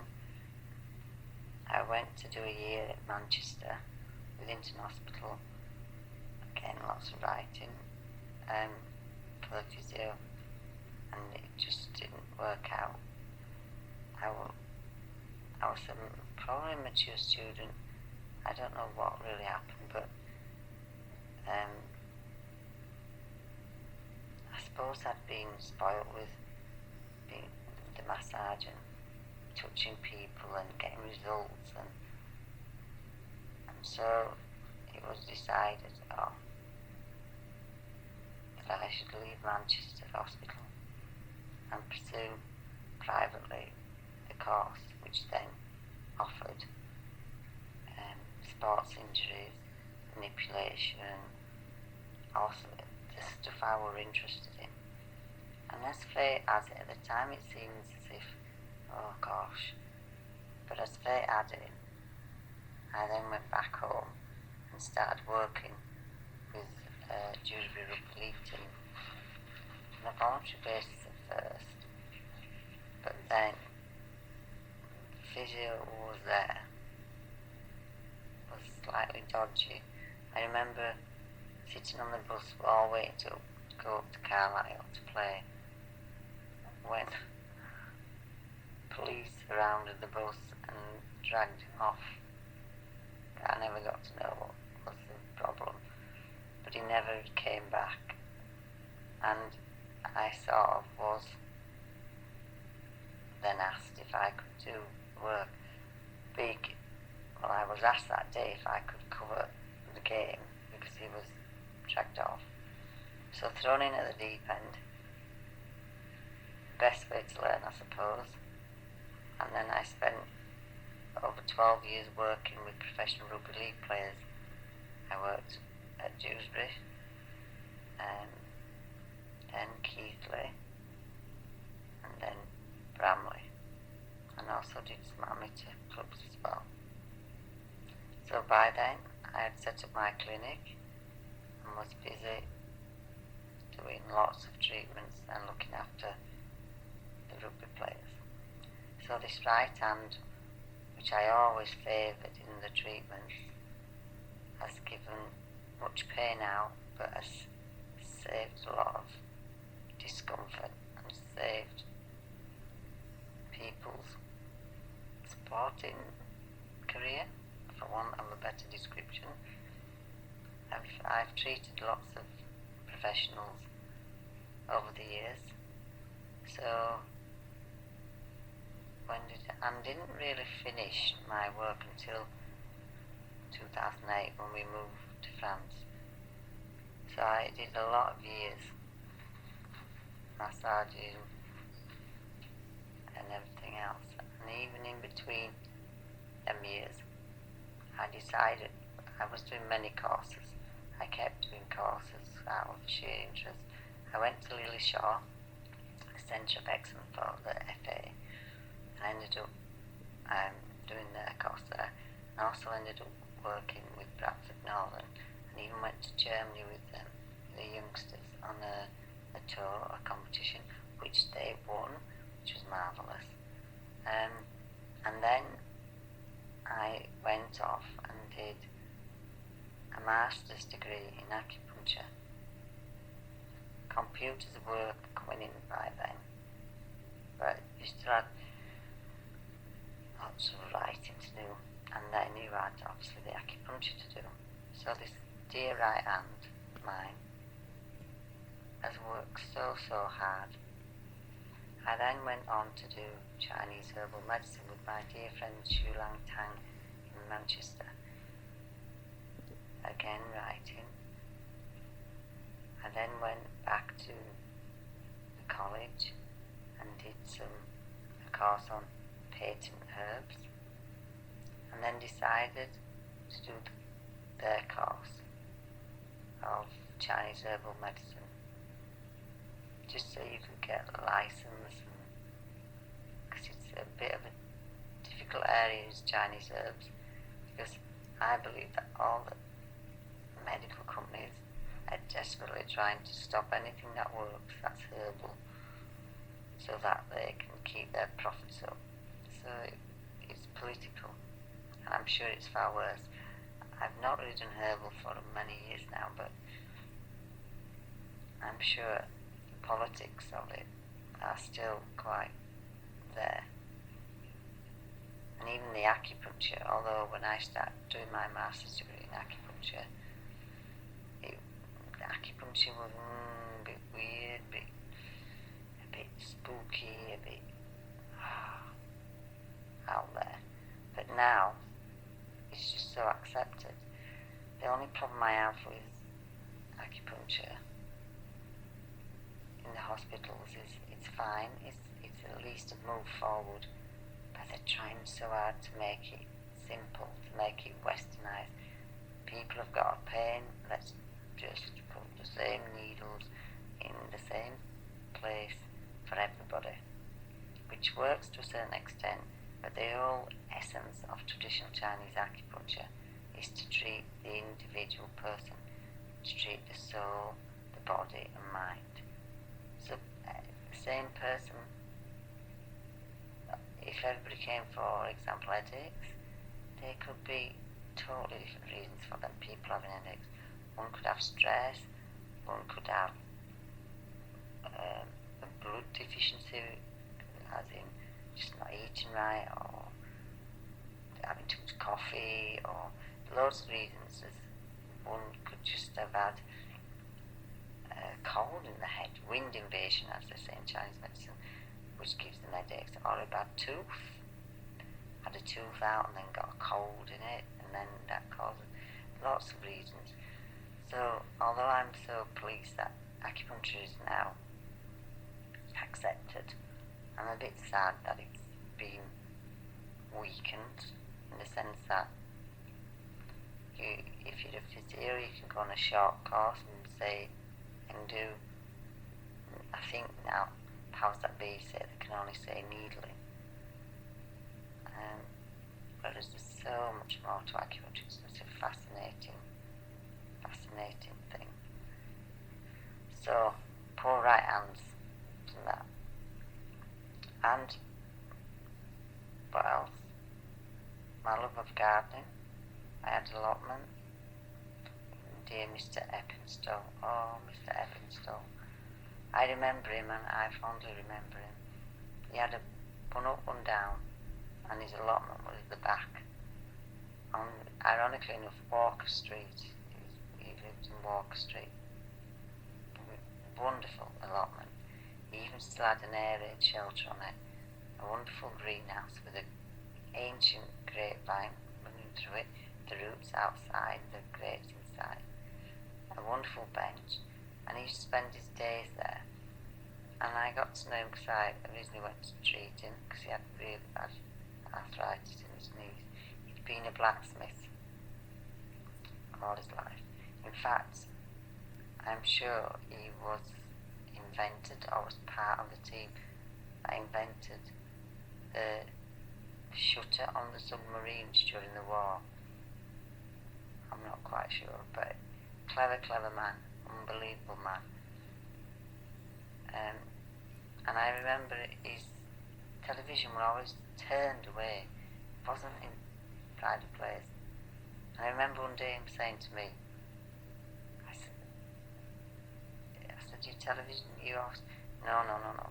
He said, in his good, strong Yorkshire accent. He said, Nay lass, I don't watch that, because there'll come a day that knows when they're forced to watch it. He says, so why would they want to watch other people do stuff and I can do it the same? Because one day I won't be able to do it, and then they'll be forced to sit in front of that thing. The only thing that I watch on that is animal programs. The rest, no good. And I remember saying to him how correct he is. We've become a nation of telly, computers, and at the same time we miss out on life. We miss out on things, doing things. And it's sad really, because I think we've created a generation of kids that just sit and don't do things, don't create things. I think I'm lucky because my two, Harvey and Elliot, seem to be, Harvey not so much, they will watch television, but they're so busy doing things with interests inside and outside. I think it's a good, healthy balance to be in. And so, dear Mr. Ecclestone, I took his heed of his information, and I've always tried to be active and do things. The pleasure of being in a garden. I know some people may think, oh, it's boring, but there's something about it. I'm already wondering how I can fasten a trowel onto this right stump.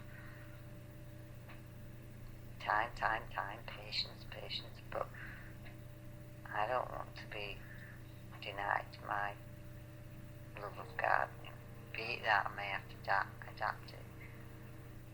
So I thank Mr. Eppinstall and his wife. A fantastic couple. And even though he was so crippled, he still managed to get out. So his right hand, I think, has done quite a bit. Quite a lot, in fact, as anybody's right hand would have done. So I gave praise to my right hand. I hope the powers that be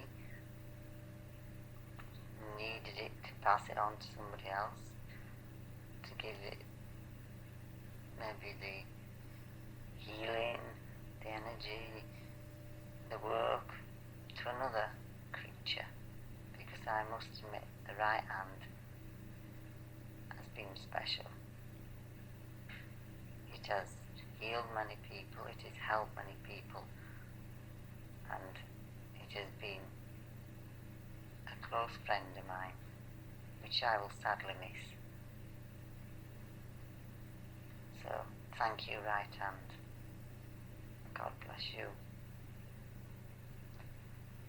So, that's the story of the hand, and I'm sure I've missed loads out. I'm sure I have. But that's the main story of the hand. I will leave it for now, for want of everybody being bored, and hope today is straightforward, with no dramas. Thank you.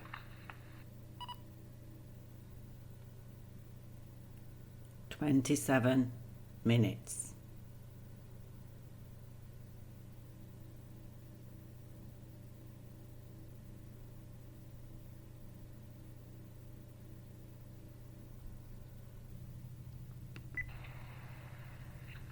Hi, it is Sunday evening.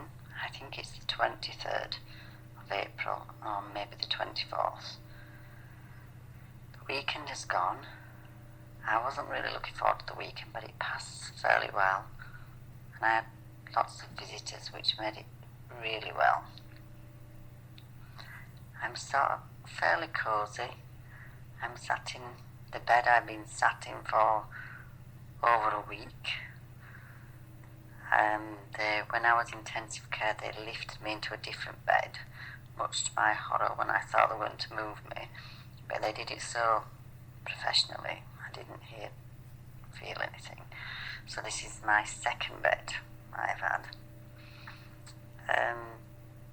It's been decided that not tomorrow, but the following Monday will be the operation for the hand. I hope it is.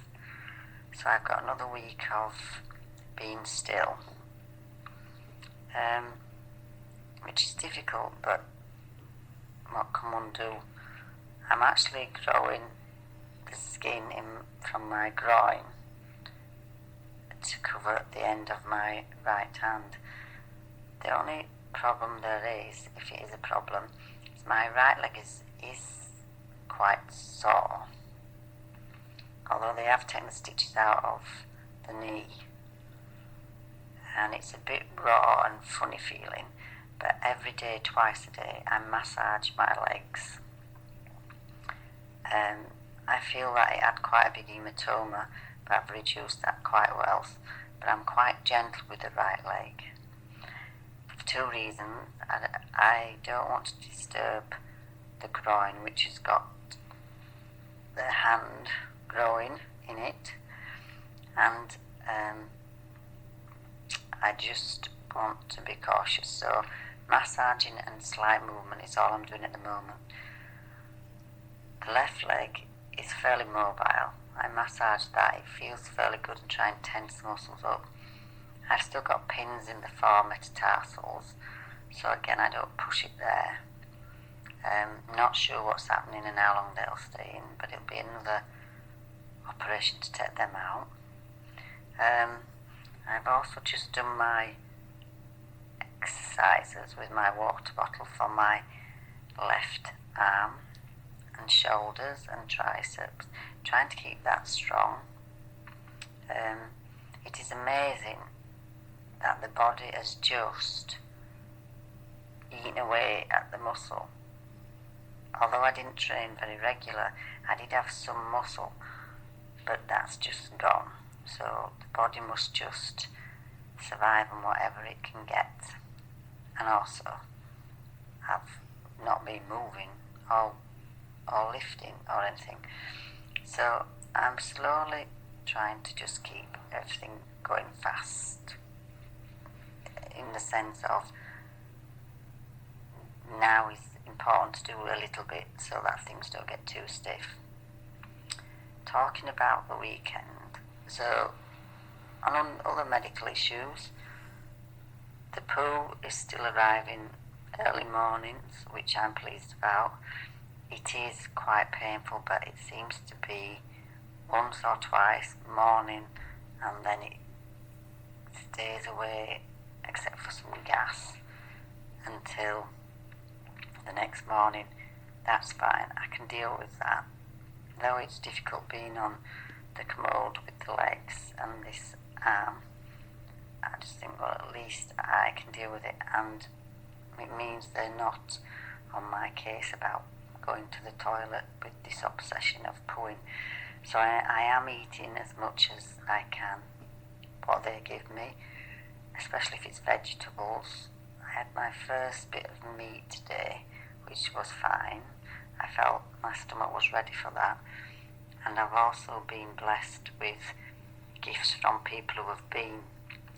So the people that have been, Rob came on Friday on his own because the boys have gone to Ildure, which I think is, that's how you say it, I think it's an island just off here, which is supposed to be beautiful. And they've gone, because they've got beaches and pools to look for fish and crabs and stuff.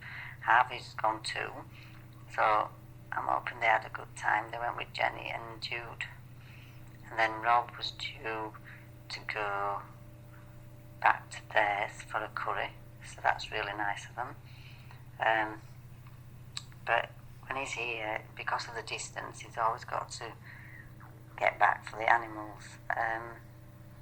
But he brought some more paperwork. My wage slips from the Bonneville. The hospital has requested from them, but they said they didn't understand, which they may not have understood. But they're not the most, can we say, cooperative people. I lasted a couple of months there. So many people I know, I've just had issues with them. And it's sad really, because I don't know why they're like that, but they are. So anyway, we've got them wage slips because Sheila just decided she'd go and chase them up, so she phoned them and chased them up. Good old Sheila, even though she'd worked there and had some issues with them. So my visitors on Saturday, first Mel and Sheila came again, so we had a good laugh. They brought me some bits and bobs, biscuits, bits and bobs, and we had a good time. We chatted and everything else. I try not to, but it's inevitable. People want to know. Try not to talk about what's going off. Fortunately now, the pool saga is coming to a slow end. I hope it doesn't stop totally, else then I'll be in trouble again, but it's becoming more of a normal issue. And then, much to my surprise, Chris and Marie came, which was brilliant. I know they work so long hours and they've given up their Saturday to come over here, which was nice to see him. Marie being a nurse, I think she understood the situation. They brought me lots of tins of pineapple, yum yum. So I have a tin of pineapple in the morning and some chocolate cake, individual chocolate cakes, which are in my drawer. I didn't fancy them, but by each day I'm getting more and more to fancy them. So whoever comes to visit can have one, the kids can have one, or I might even get to the point of wanting them. It was good to see them. We had a long chat, and then obviously they left. And then on Sunday, today, Rob the electrician came. The lovely, lovely person. His wife had gone to the airport, so she didn't come, Kim didn't come, and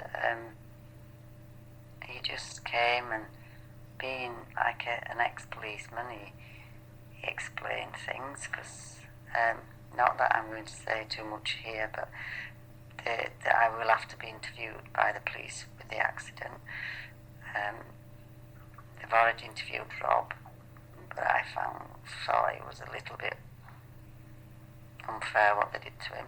So it was good to just get his sort of experience and just chat about everything. We chat about so many different things, about television, about life, about progress, about everything. So it was good that he was here to give me his opinion, his informed opinion, but it was also good that we had so much time to chat about other things. So that was brilliant.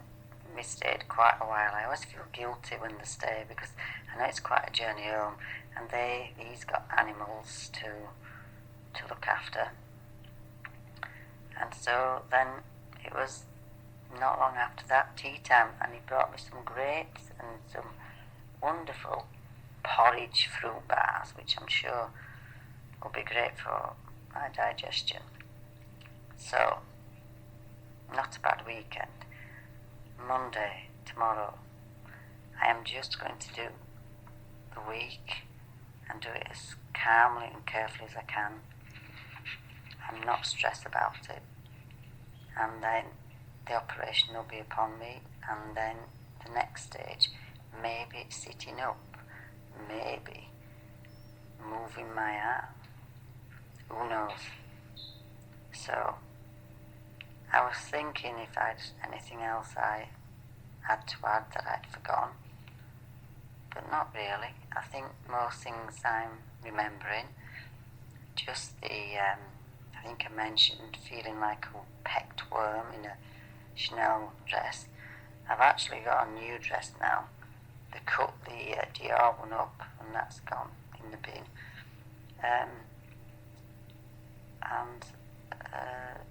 Just hopefully this tape works, because it got dropped and all the pictures at the front are not working. So we will see. Bye for now.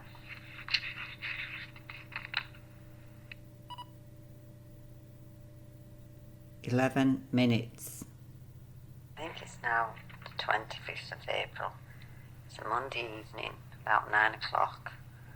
I finished reading and now need to go to sleep. Evenings are always really difficult. It's just you want to be at home with the family, but I'm trying to be strong. Today has been pleasant. Usual breakfast, my tin of pineapple with some biscuits, and then not long after that you get somebody coming in to wash and clean you, and then there's the dressing. The arm needed to be looked at and dressed, and actually the stitches needed to come out, which were a bit painful. And then they redressed the legs.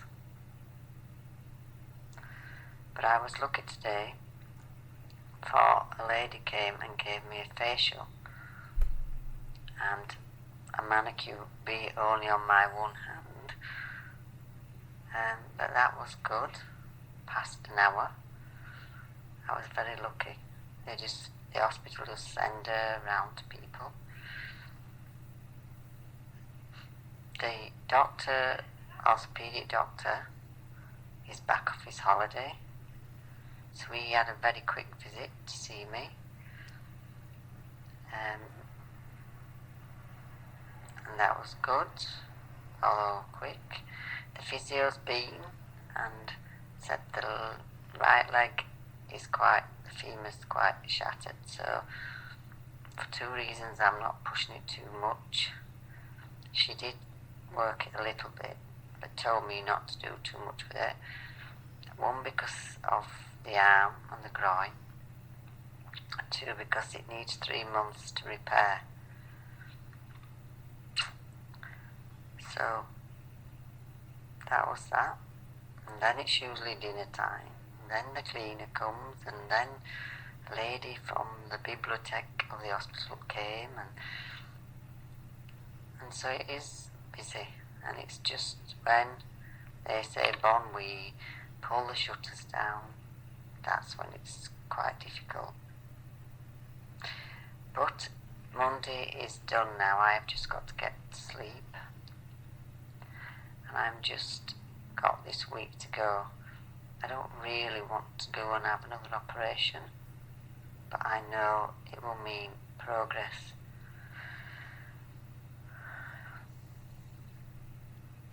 I was thinking, and maybe I've already said this, about the blood, as I had to have a blood transfusion. Am I now totally French? Because I had probably a lot of blood. And apparently here, if you're English, you cannot give blood because of the foot and mouth disease. I don't know how true that is, but it probably could be quite true. So I amused myself thinking of whose blood have I got. At first I thought it would just be one person's blood, but Rob the electrician said no, they mix it all together in a big thing and then bag it up. So I've probably got a mixture of blood then.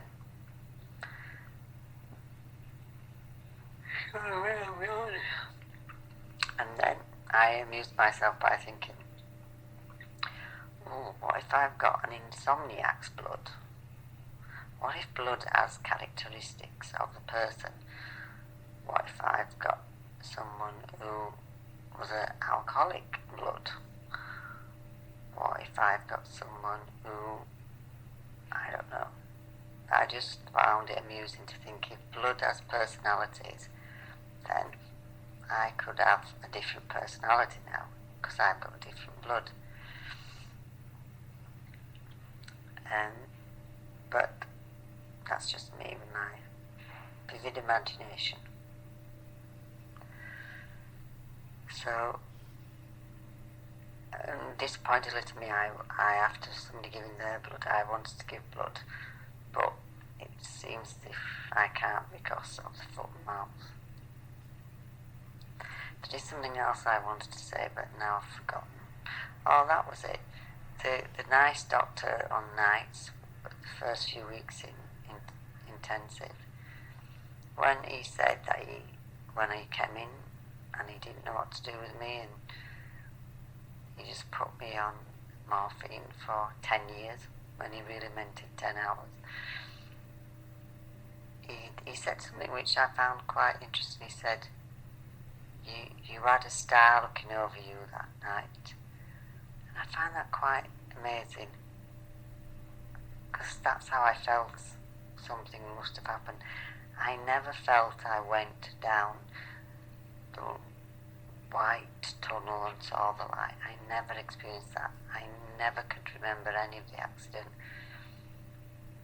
But I feel really, really sure that somehow, something, be it my injury is quite severe, somehow protected me, my head, my vital organs, my back. It's as if they cradled me. I don't know. I feel as if something protected me. I still don't ask the question why.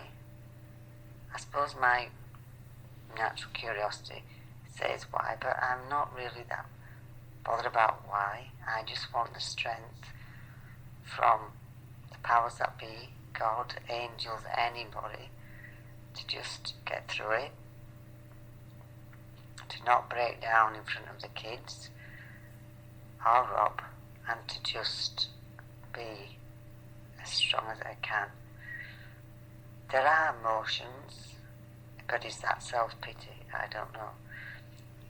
I just need to get through this week as cheerful and as strong as I can, and then that will bring us to the next phase.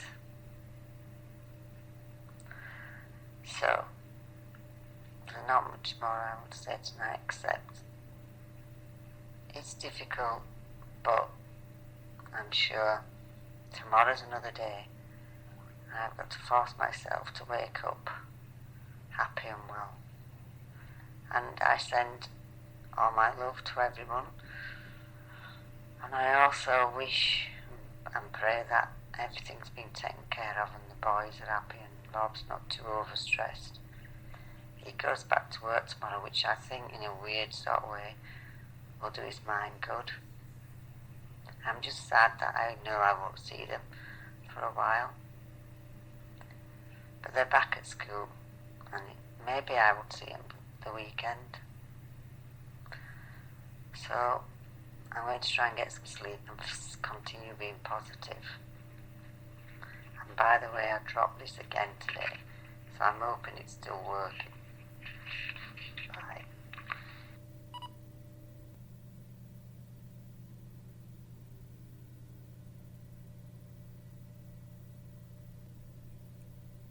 Eight minutes.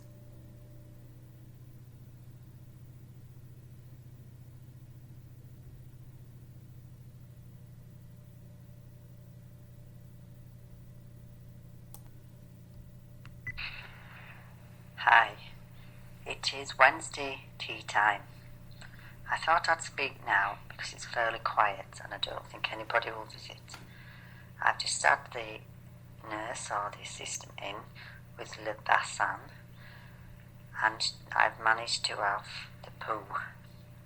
I was terrified that I wasn't going to have one because I do not want them to think I've got constipation and then give me all those medicaments again, which drove my stomach insane.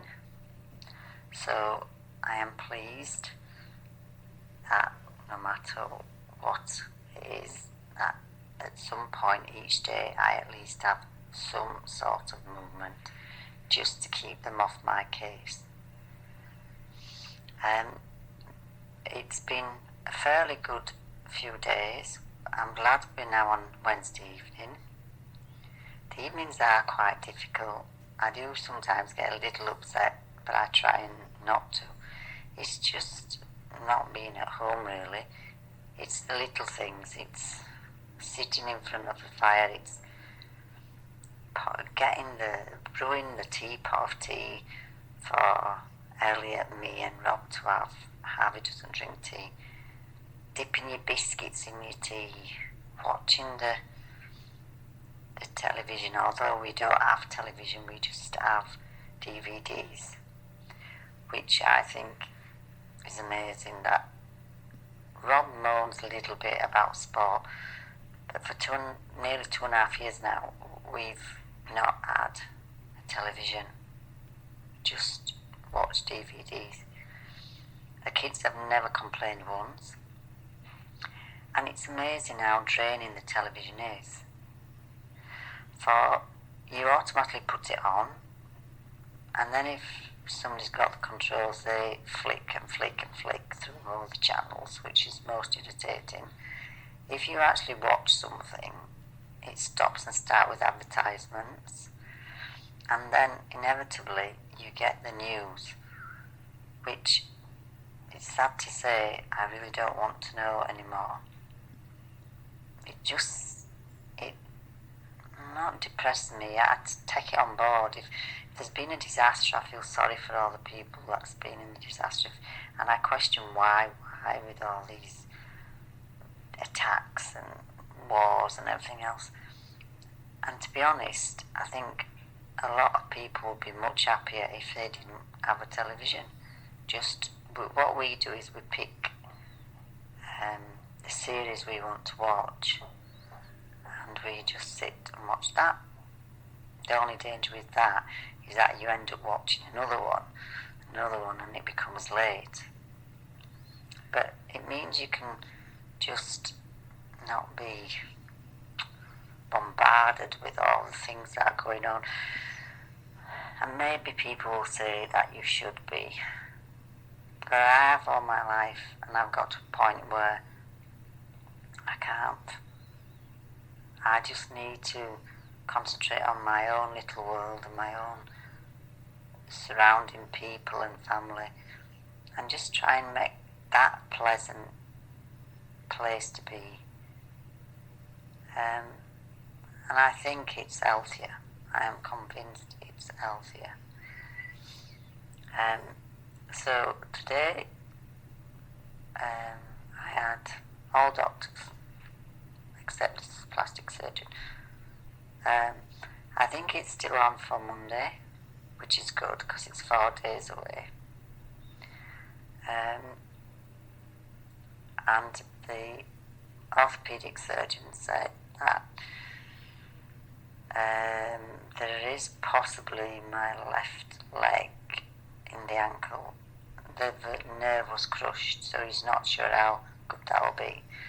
But he also told me that on Monday they will take a pin out of my left hand and take what I call barbecue skewers out of the 4 metatarsals in my left foot.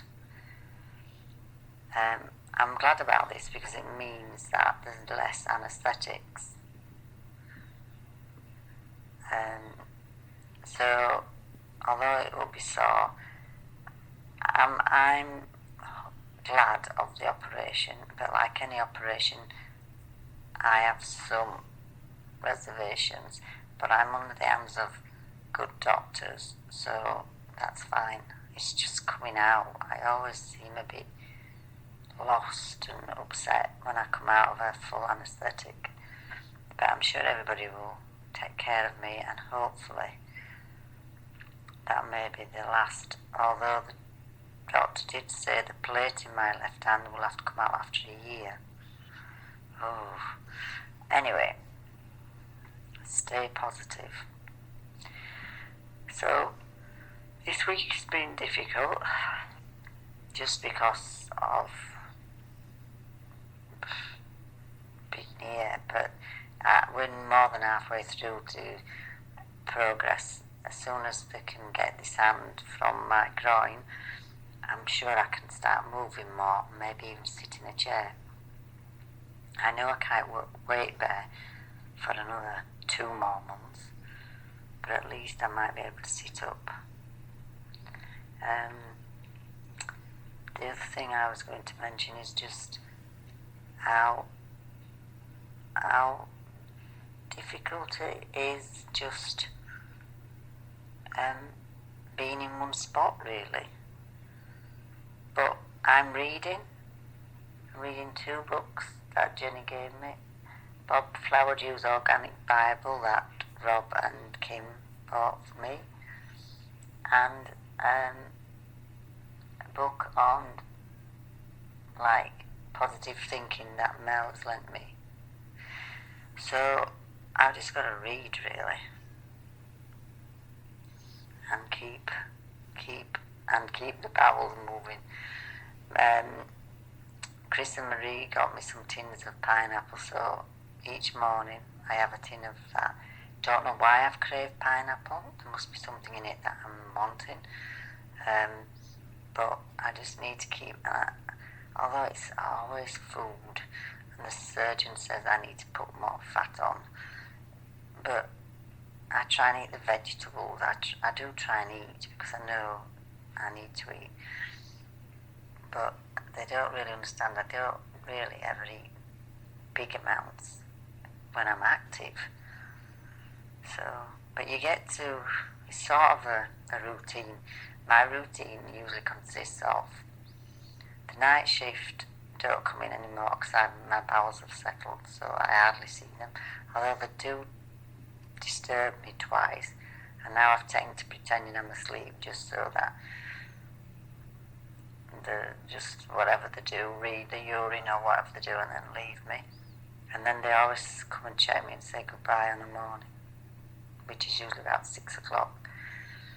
It's turned quite cold, so at the moment I've got 2 blankets on. I just can't get warm, my upper body. That's because I've not got my thermal vest on anymore. And then probably not long after that, somebody comes and washes you. And more often than not, a nurse also comes at the same time to do the dressings. So by the time all that's happened, and then they change your sheets and move you up the bed, and it feels wonderful. It's round about 11, and then I usually sleep or read. And then it's dinner time. And same now, it's probably about 5 o'clock now, so before too long, it'll be food again. And as daft it sounds, you actually look forward to the food because it gives you something to do, which sounds stupid. But it just passes some time on, gives you something to do. So, I'm hoping and praying for another night of sleep and peace. No upsets, even though it is upsetting not to be with the family. I'm trying to be strong. That's all you can be. And just knock another day off so that it'll soon be Monday. So, bye for now.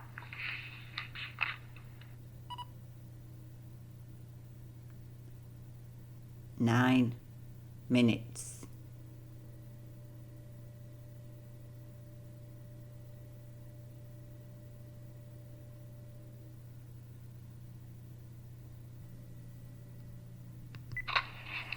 Well, it is now Friday evening. This recording may, hopefully it won't, but it may be full of self-pity. For I've had a difficult week, just trying to get to the end of a week. It's been, on Monday it will be a month now, and I've not moved, and I've not been able to sit up or anything. So I'm finding it quite difficult. I suppose the most difficult thing is just on an evening it's not being with the family. And I haven't seen them all week due to school and work. I just hope they can find time to come Saturday.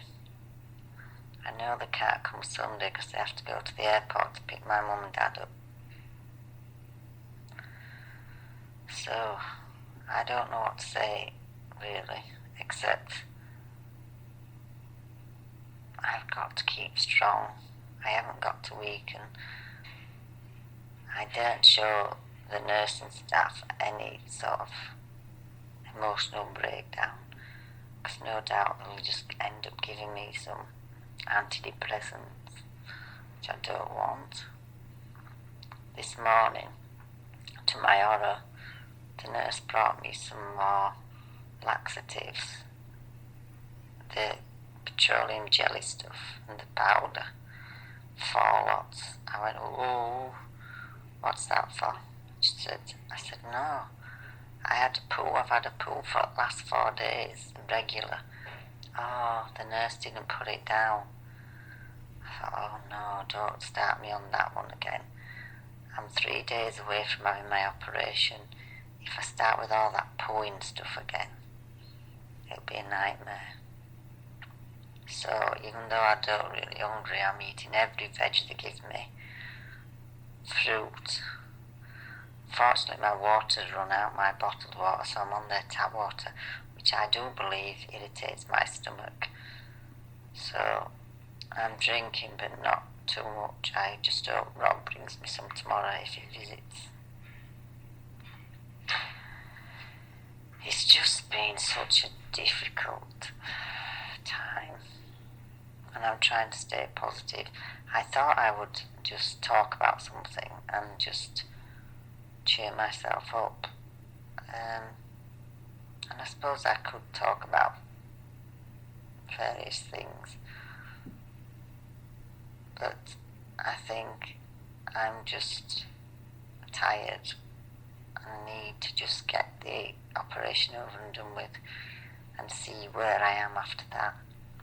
I'm not under any illusions, but if I can just sit up and move and stop any sores developing on my bottom, that'll be a first.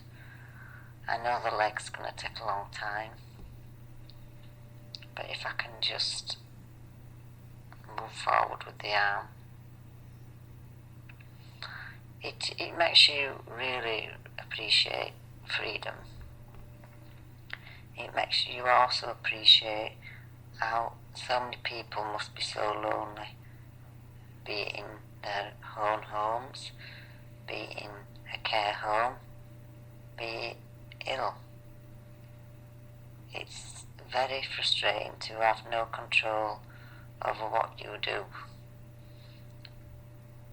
and it's just something that probably we will all experience at some time. So my observation is to spend the next 20 years being as active and lively as possible. For there comes a point when you just can't be active, and that's going to be difficult. So, on a cheery note, I've got this damn leg to get right, which is going to be a challenge because it doesn't look so good. And then we'll see. Stay positive, stay calm, and try not to get upset about things that you're missing. I think that's all, really. So, over and out.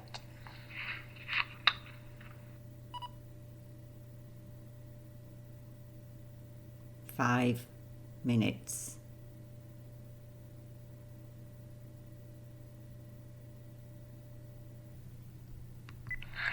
I'm sailing the seas to find me lassie, sailing the seas to find me lass. I'm looking for her everywhere until I see her there.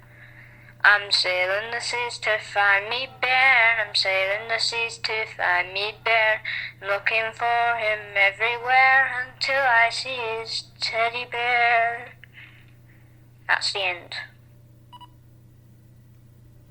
This recording is a song that Elliot composed for me and sang it to me. Beautiful. Thank you, Elliot. 27 seconds. Elliot.